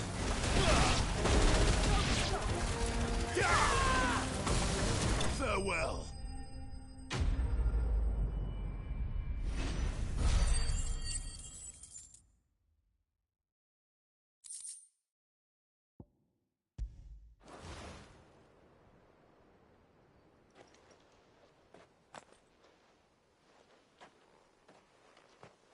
right? I'm more than all right. I'm saved! Oh, I could kiss you! Maybe you should introduce yourself first. Hervey! I knew it was you. What are you doing here? I came to see you. Oh, my little canary, it's been so long. Thank you for saving him and sparing him. Who is he? Hervey, one of many clients from my employment beyond the wall. One of many clients? We spoke every night of our plans together. Whispered songs of love into each other's ears. And then you upped and vanished without so much as a word. I left you a note, didn't I? I told you I was sorry, but that we could never be together. That I could never abandon my family. And I told you not to look for me. How did you even find this place, anyway? The flame of your love was as a beacon in the night that guided me to you. Hervey.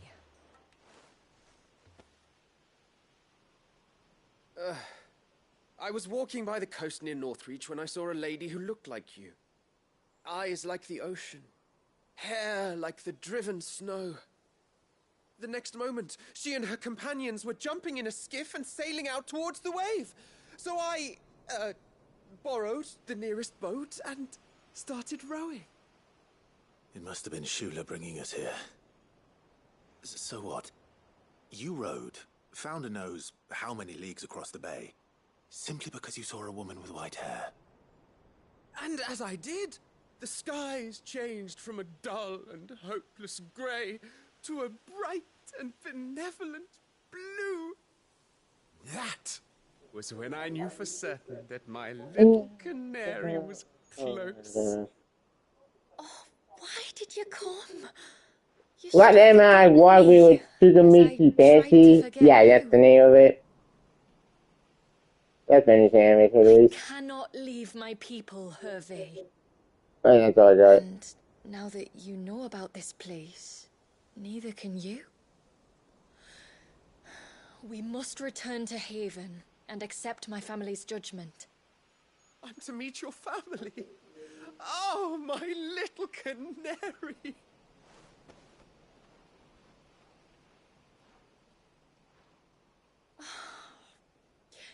Please, come and see me later. You did as I asked, and you must be rewarded for it.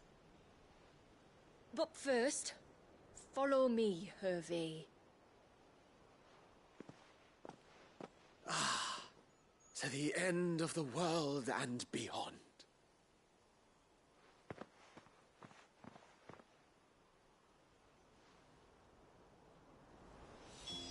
You should never have found this place. How could I be so careless?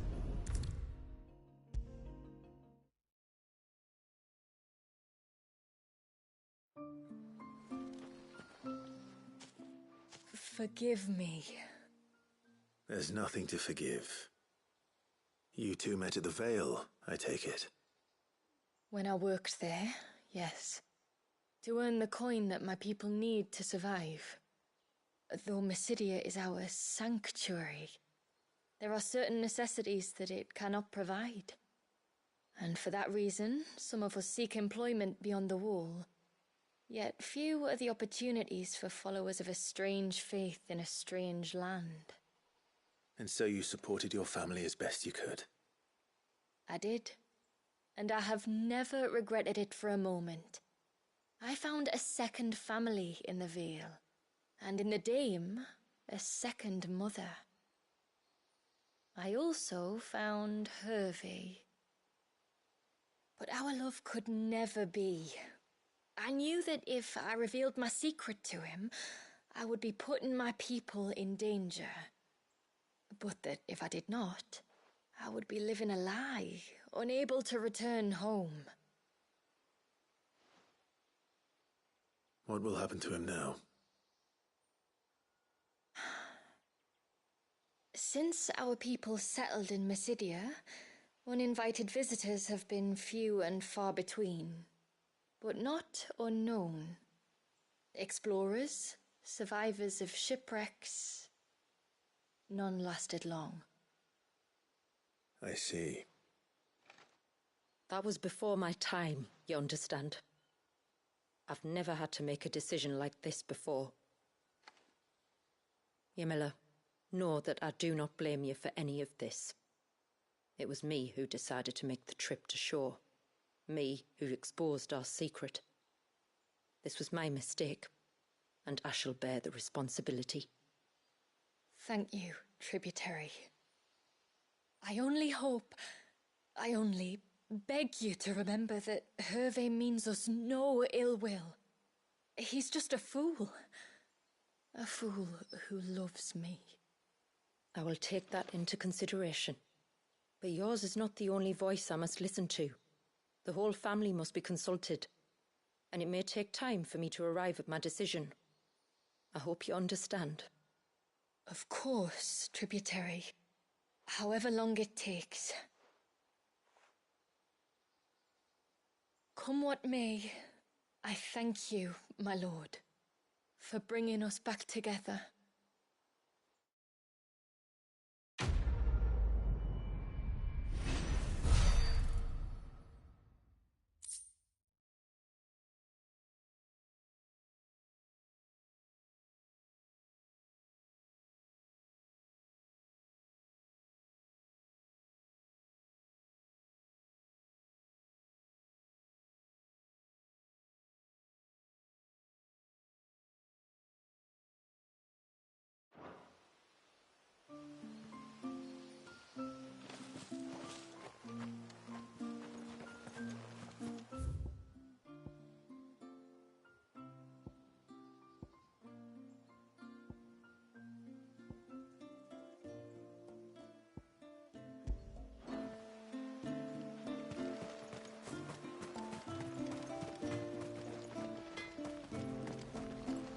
What is it you want?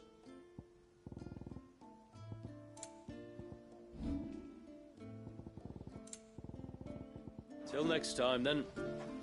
No sign of the child.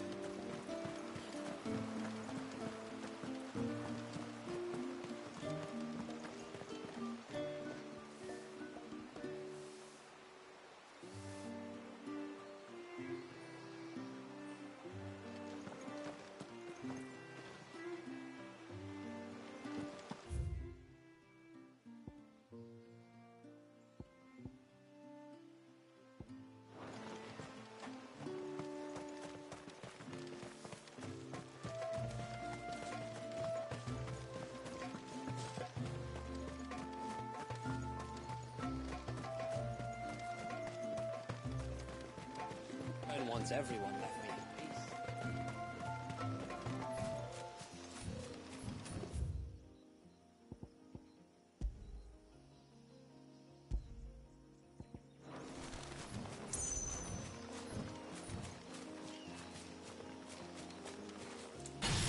Before we turned east at the shipwrecks to reach the coast. Now we must head in the opposite direction. Left it is, then.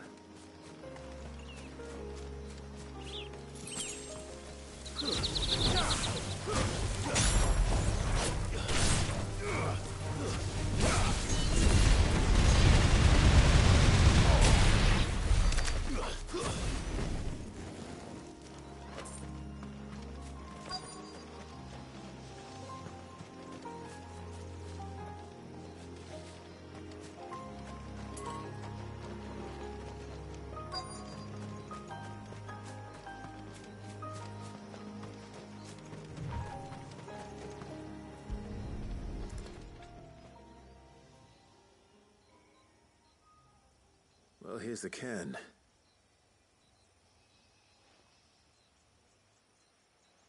But no sign of Nasef.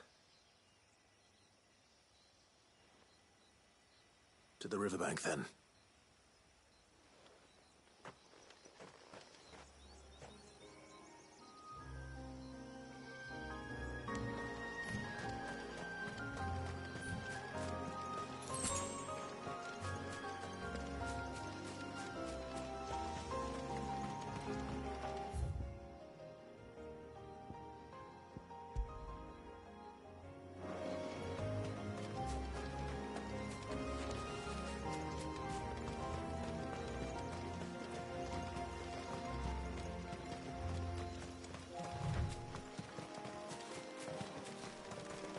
If there's one thing I know about beastmen, is that they love to hide in the dark.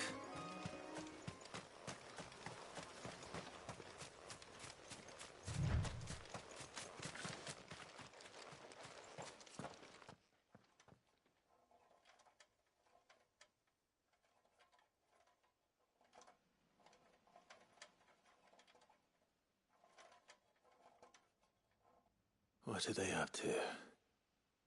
Some sort of ritual.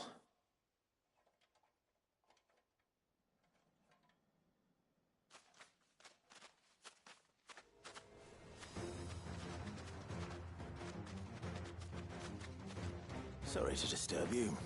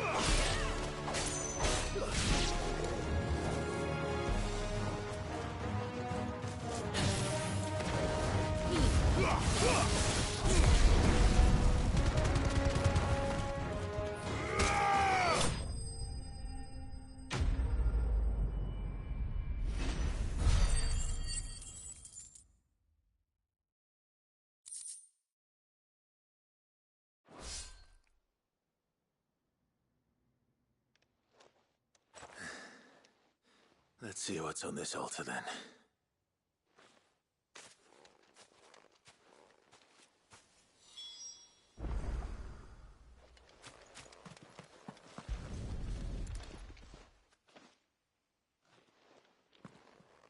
A silver chain. I doubt the Tombrys made it. This must be what Fennec was talking about.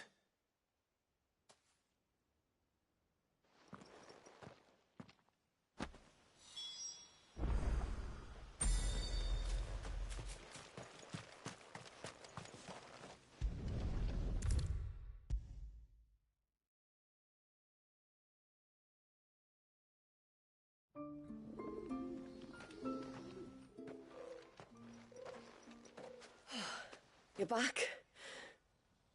Well, did you find anything? I did. This silver chain. I knew it. Well, I'm still none the wiser. Forgive me. This chain. It's a Gregorian Maternoster. Worn by men of the faith. What's it doing here? And why would the Tombrys be praying to it? To understand that, you need to understand what the Tombrys are. They feed on hatred and suffering. And some say that if you render them an offering, some token of grievance against your fellow man, they will put a curse upon him. So you think someone's put a Tombry curse on Talor? I can't say for sure. Truth be told, I always assumed it was an old wives' tale.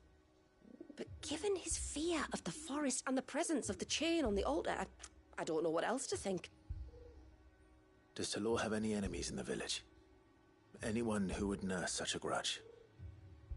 No, I believe the one who left the chain at the altar was Talor himself.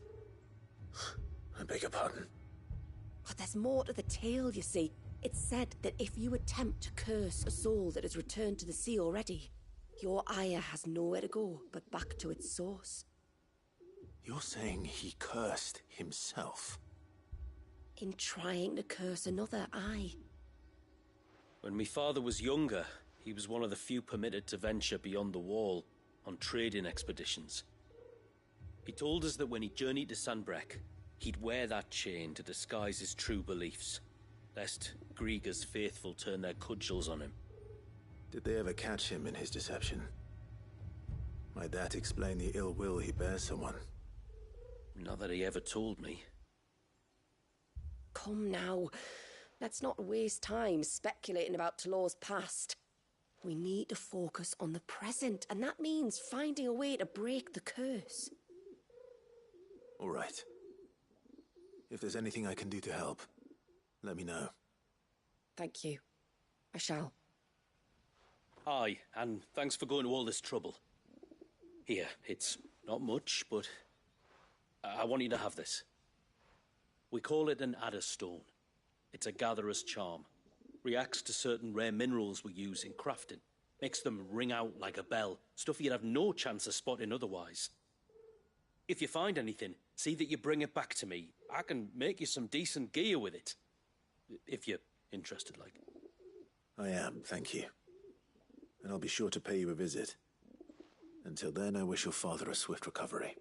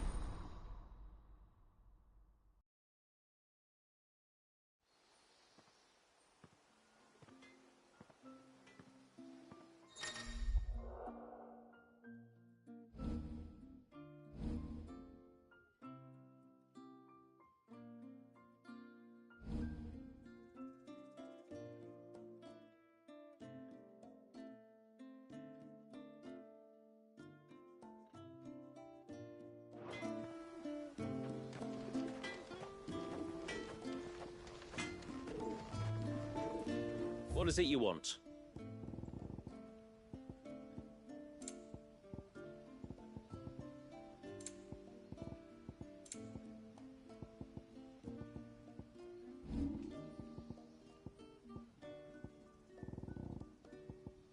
Till next time, then. No sign of the child.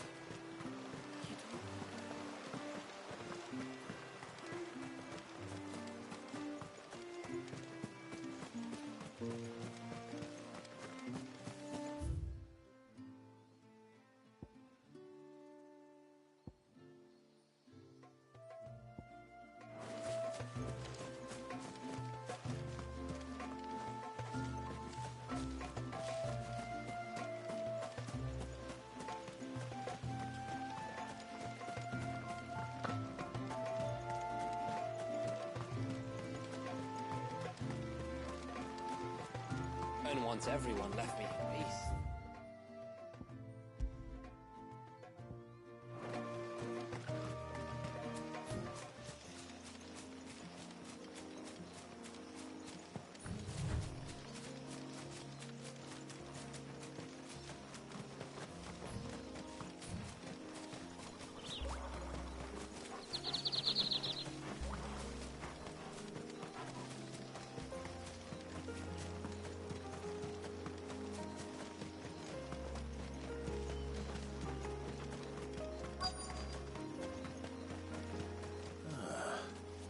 Who have we here? I'm looking for a man named Nassef. Aye, I know him. Takes care of the cans. Wait, you didn't think I was him, did you? Sorry, mate, I'm just out to gym myself a few ibexes. What do you want with the lad, anyway? His friend, Katav, asked me to look for him. Apparently he ventured out to work on one of these cairns and didn't return. Well, that is a worry. You're a hunter, yes? You must know the woods as well as anyone. Can you think where he might have gone? There's a bridge further down the path. Blasted thing got washed away a few moons back. Our carpenter only recently had time to rebuild it. But if I remember rightly, There is another cairn on the far side. Maybe he decided to visit that one while he was here. Maybe. It's worth a look, certainly. Thank you. Don't mention it. I'll keep an eye out too. Perhaps he just got delayed or something. Let's hope so.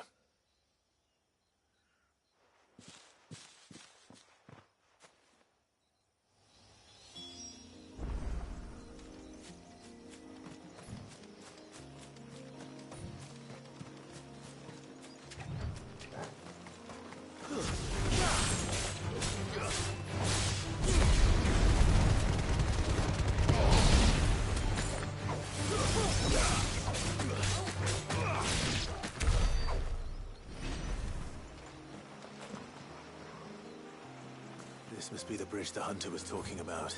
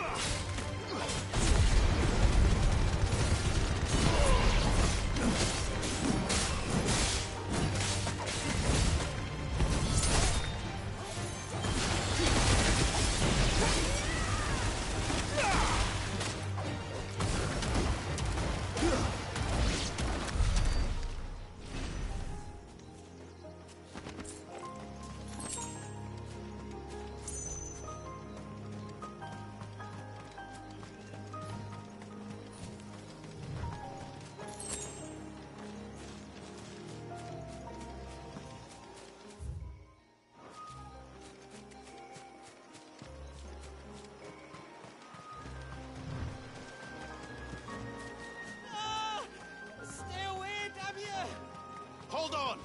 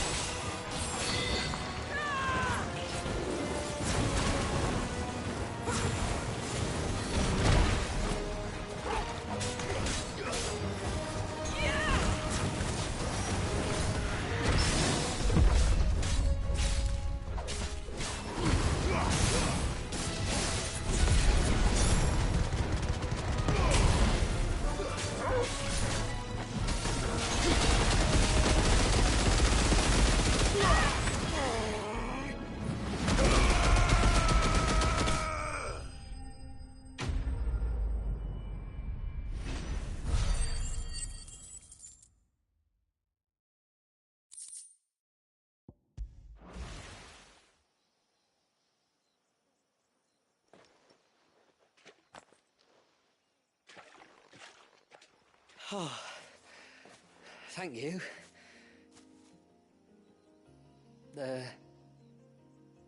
I'm the tributary's guest. And you must be Nasef. I am? But how do you know that? Your friend Katav asked me to look for you when you didn't return. Ah, I'm sorry. I was so focused on attuning the cairn I didn't see those creatures coming till it was too late. How exactly do they work? Oh, there are crystals inside. They're what keeps the glamour going. Should the ether cease to flow through too many of them, our shroud would quickly unravel. It's my job to make sure that doesn't happen. And an important job it is. But you'll struggle to do it if you're dead. You need to take more care. Yeah, no arguments there. The truth is, me and Kitav usually work together, watching each other's backs like. But when we heard outsiders were coming, we split up to get the job done faster so things would be perfect for your arrival. Stupid, I know. So you found him then? Not before the local fauna did. My arrival seemed to put them off their dinner. Mustn't have been hungry after all. Expect you'll be wanting someone to escort you back to the village then, Nasef. Woods are full of nasties today. When you're next in Haven, be sure to come and see us. You saved my life. It's only right I repay you. If you insist. Take care now.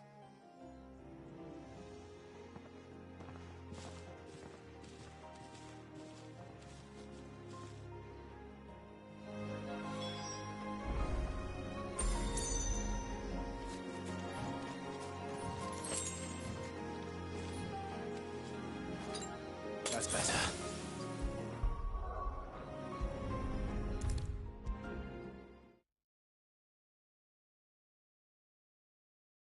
I thought I'd lost you. But you saw to it that I... Thank you. Nasef told me everything. If you hadn't got there when you did... Oh, it doesn't bear thinking about. All that matters is that you're safe. Far be it from me to tell you how to do your jobs, but don't go alone again. Or if we have to, maybe we should think about casting the glamour on ourselves to keep the wildlife from spotting us. It'd take its toll, of course, but it'd beat letting the cairns fall and having to weave the entire spell from scratch. Imagine if we had to do that. I'd rather not. We'd only succeed in adding 2 new piles of stone to the collection. Your bearers? That we are, thank the tides. The others can't attune to the crystals in the cairns the same way we can. Reckon this place would be doomed without us. So, you do this work for the good of your people? Not because... We're forced to. No. From what I've heard of the way things work on the outside, we were truly blessed that our rain fell here in Mysidia. Our people are few enough as it is. If we started turning on each other, kin against kin, over nothing but a stupid accident of birth, our days would be numbered. They would. Anyway, all's well that ends well, eh? Thanks to you, both of us lived to keep this place hidden another day.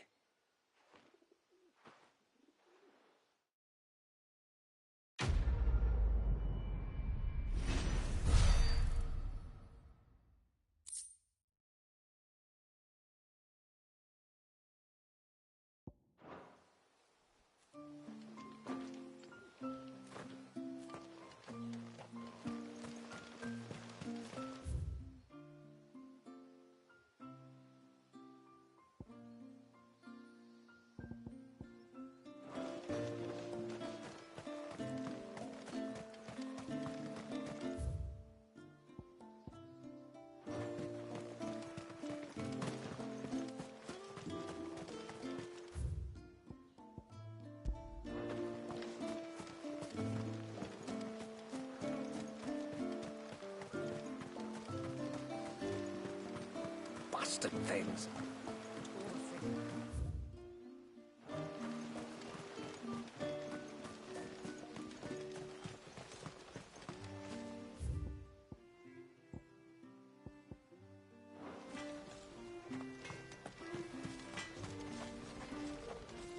What is it you want?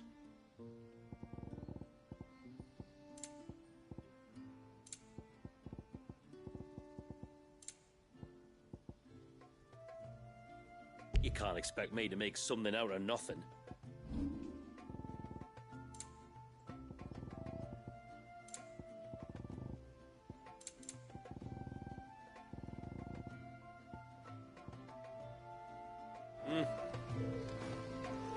wrong with the child.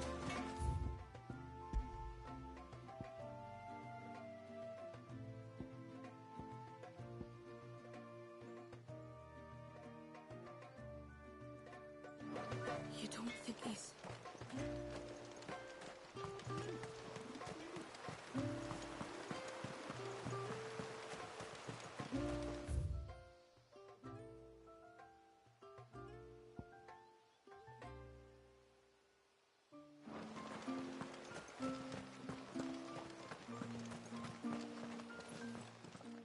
Yes, my lord.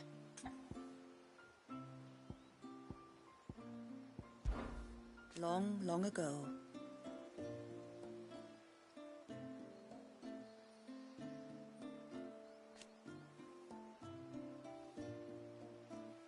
And so we won, but never did we set. Their cullings came close to staying our rivers.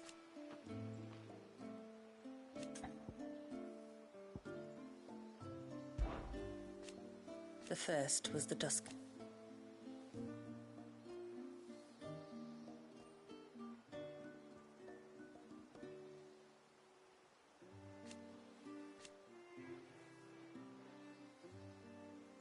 The second was... And for her failure, the rest, you know. Not that it could ever have succeeded.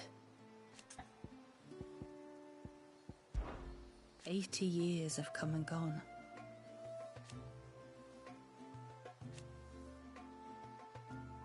The plan was simple.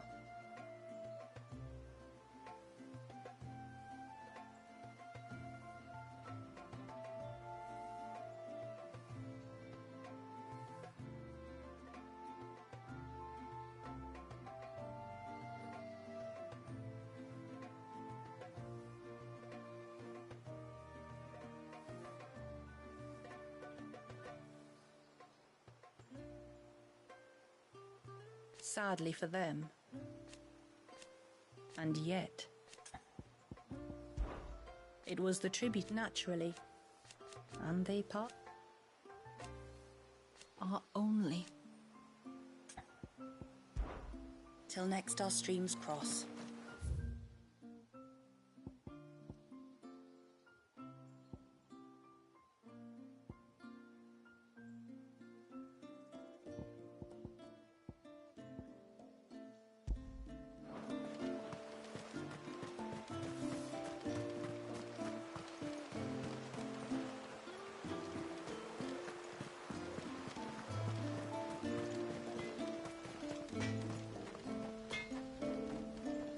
Yes?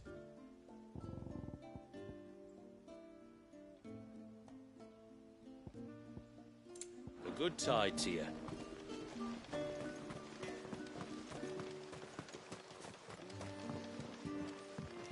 This is all we have.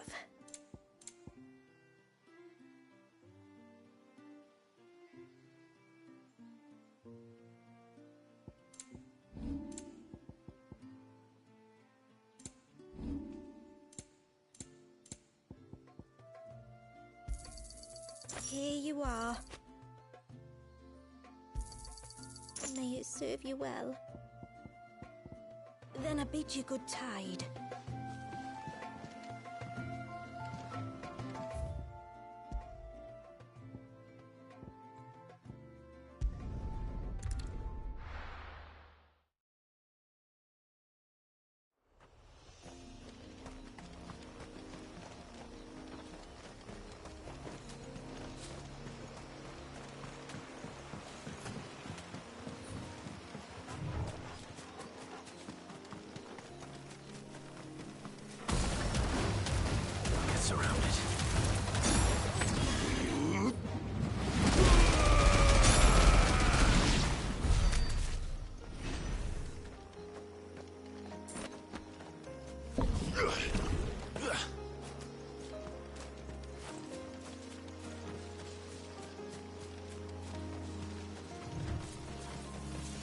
There's a large gate up ahead, and beyond it, a cluster of ancient ruins.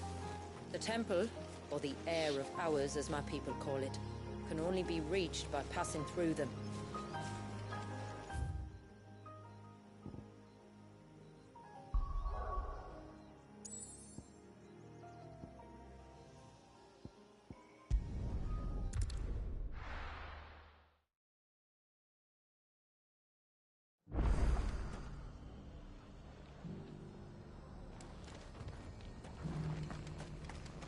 few rooms going spare now. You want a bed for the night?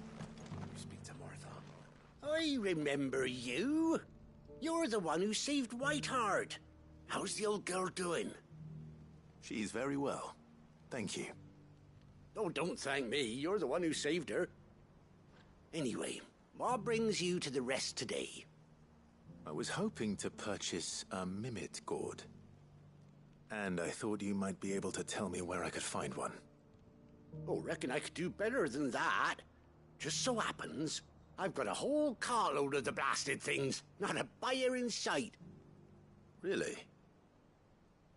Aye, you'd be doing me a favor taking a few off my hands before they turn to mush. But just be on the lookout for wild birds, eh? Don't want them chasing after you like they did me. I will. And thank you. Oh, you're very welcome. Any friend of Whiteheart is a friend of mine. And in times like these, friends have got to stick together. We certainly do. Northreach, then. Wouldn't want to keep Anders' father waiting. Founder only knows what I'm going to do with all these cords. Hollow them out and make lanterns, maybe.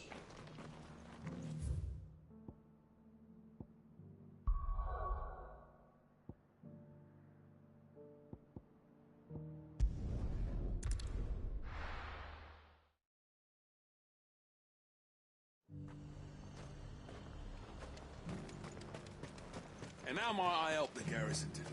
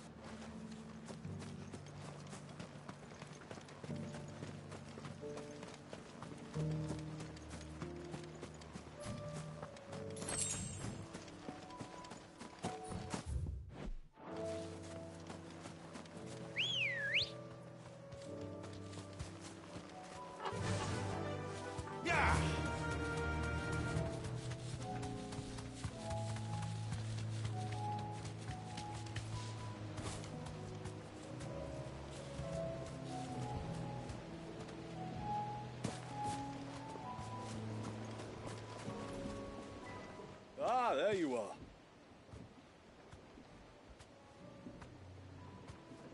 And this must be Ambrosia, was it? Oh, she's a real beauty, isn't she? I have the Mimic gourd too. Here.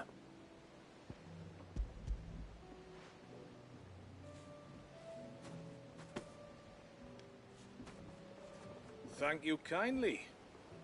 Soon as she's gobbled this up, we'll set sail. We're going to take a little trip across the bay now, Ambrosia. Don't worry. You'll be all right.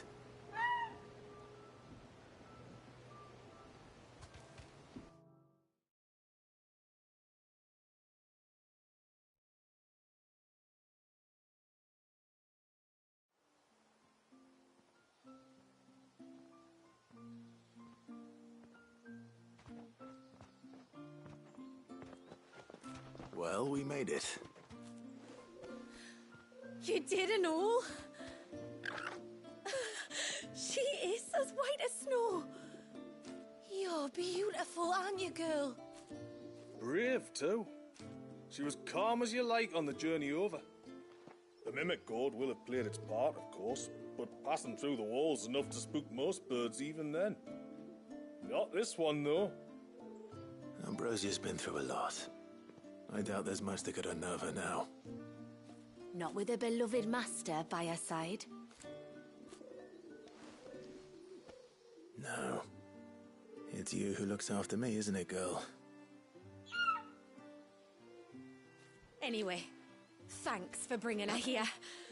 I hope I can breed a bird like her someday.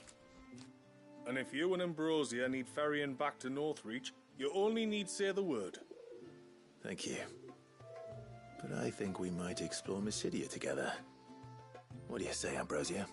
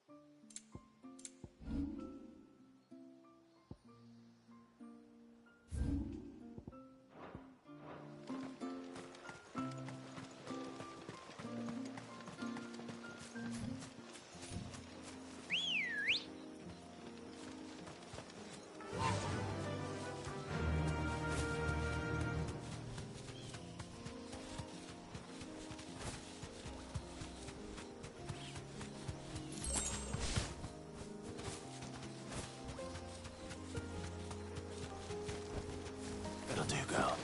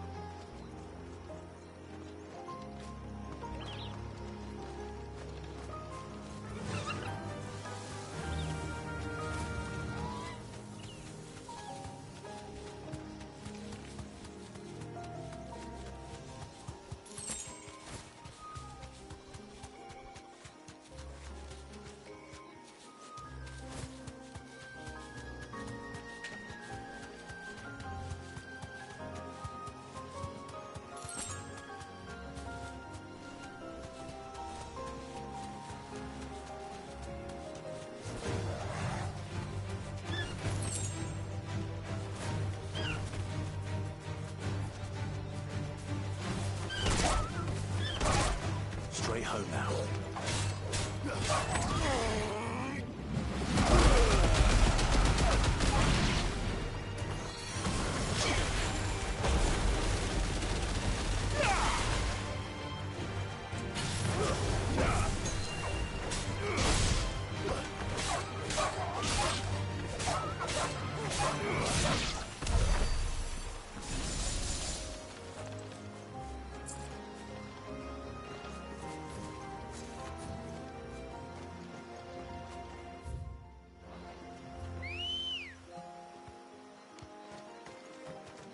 Good girl. The forest is crawling with life, most of it hungry, which is why we make sure this gate stays shut. And why you carry that impressive-looking axe, I presume. Noticed her, have you?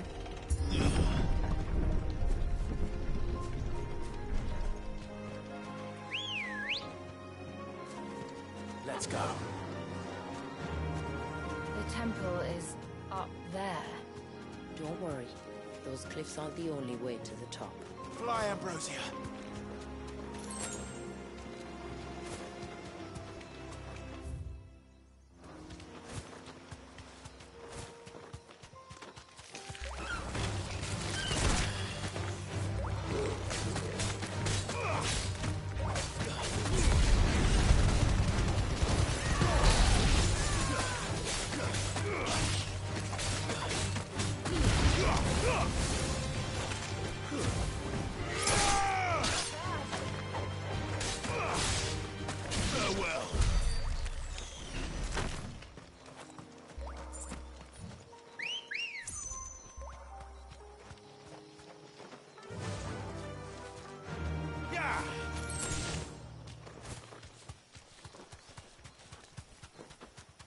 Are these the ruins?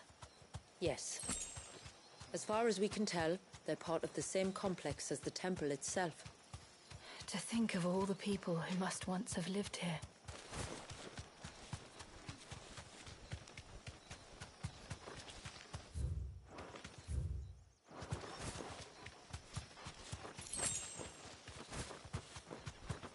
These remind me of home.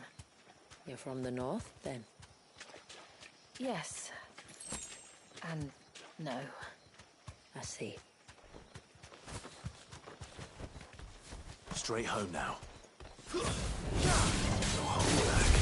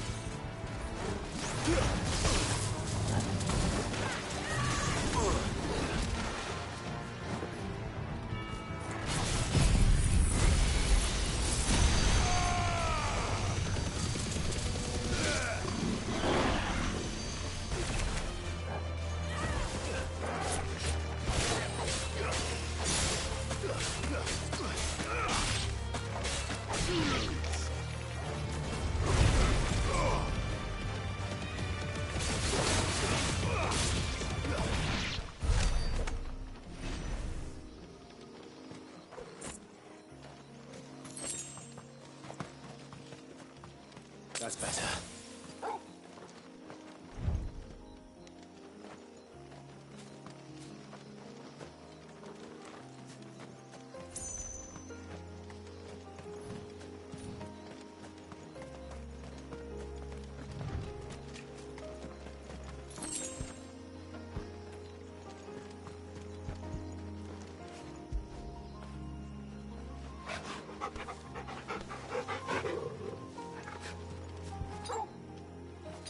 Better already.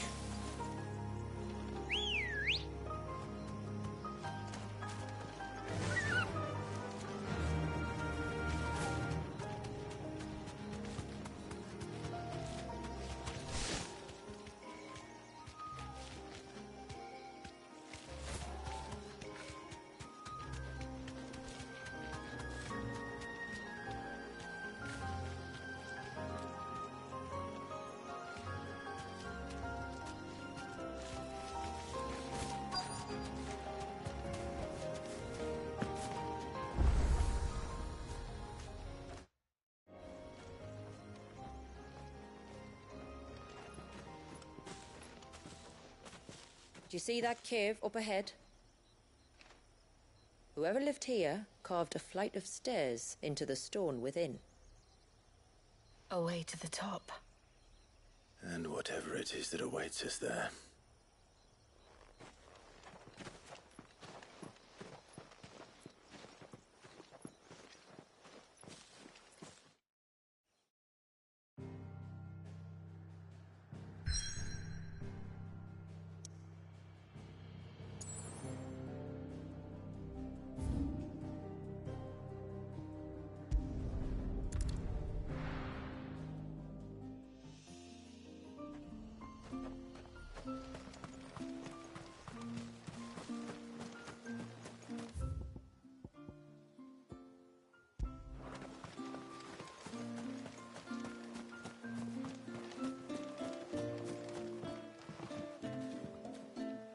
I will have to charge you.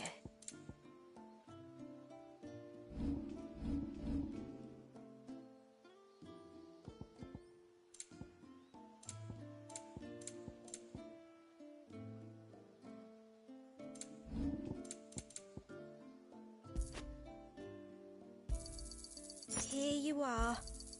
May it serve you well. Here you are.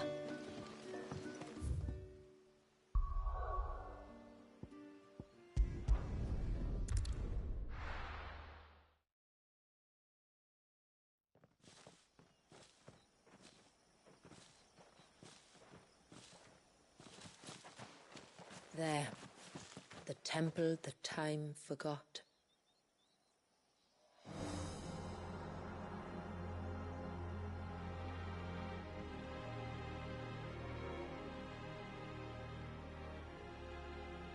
And the Varys inside. Yes. You can see the spell's path from the nave.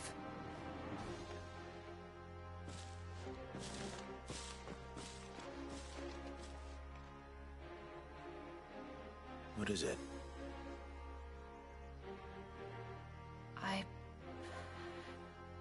I don't know. It's probably nothing.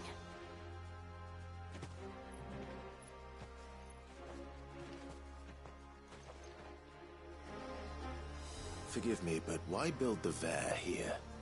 The spell was originally meant to be cast on Drake's Eye, and this was the only place with an unbroken line of sight.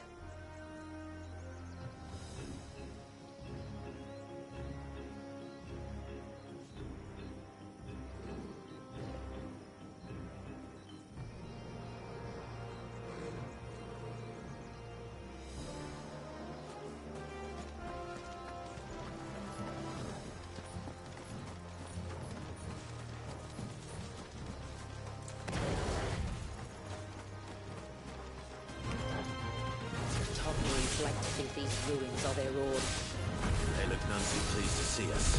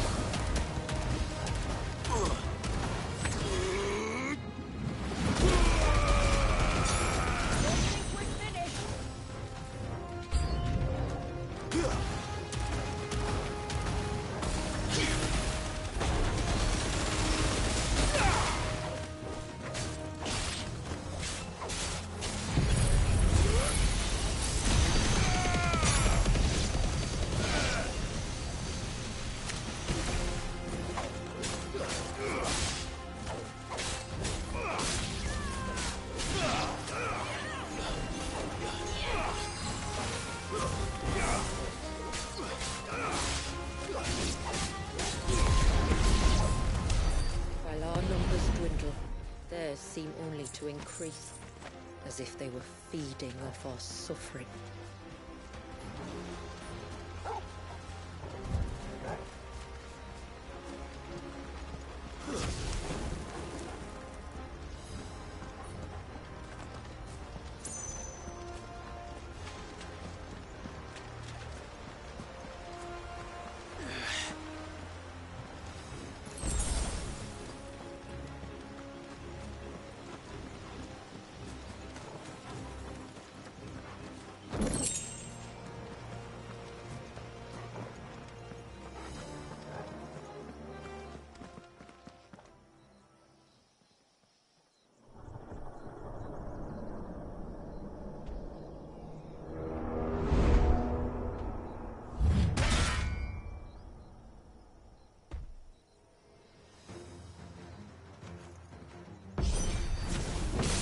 their leader.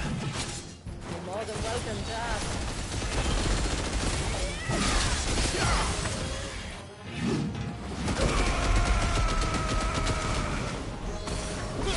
As soon as I can.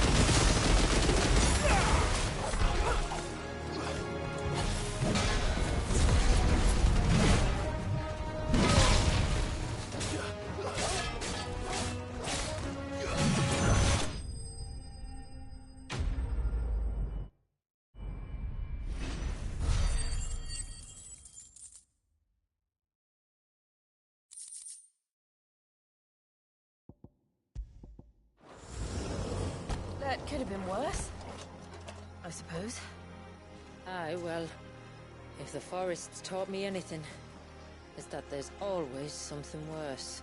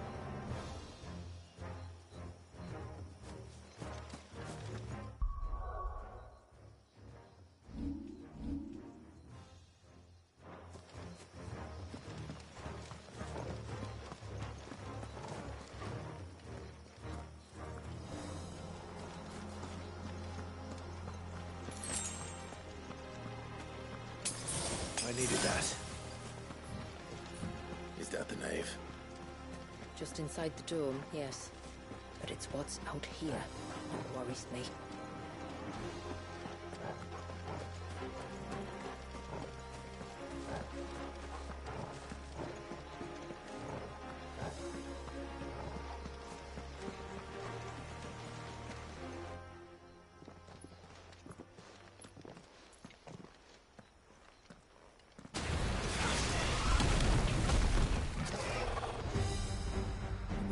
Thinking they'd all migrated south.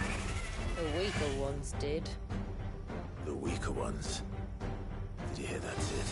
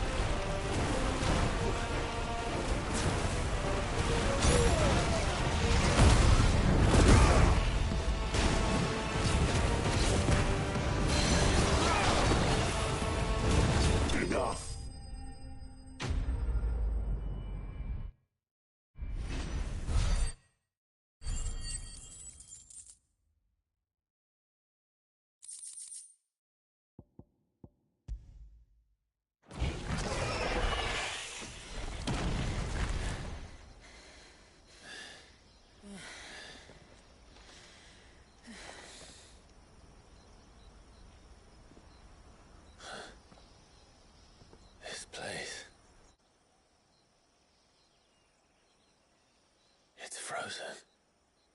Just like the surge.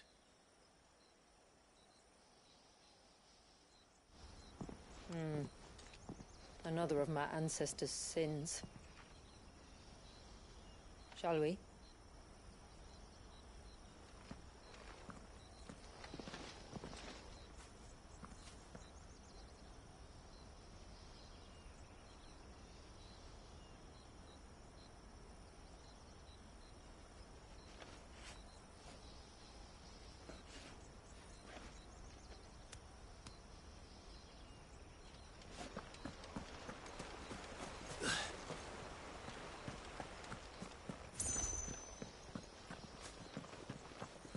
The blue veil shows the extent of the spell's reach. But I can feel its ether from here.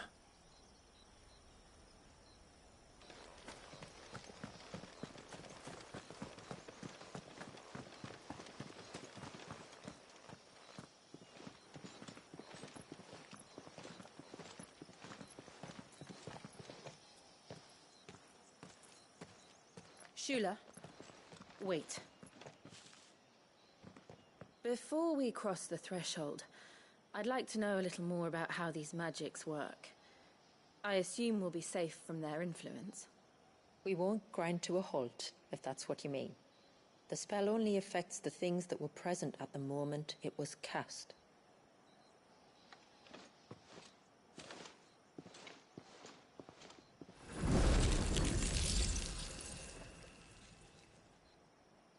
You see?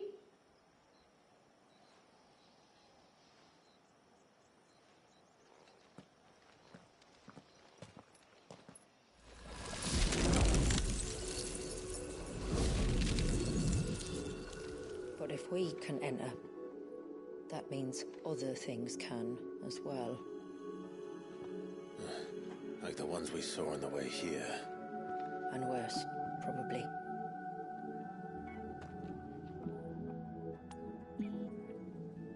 Is this Leviathan's doing? Well, it certainly wasn't ours. When he realized my ancestors were attempting to cast a spell from here, he made to destroy the temple. And almost did by the looks of it.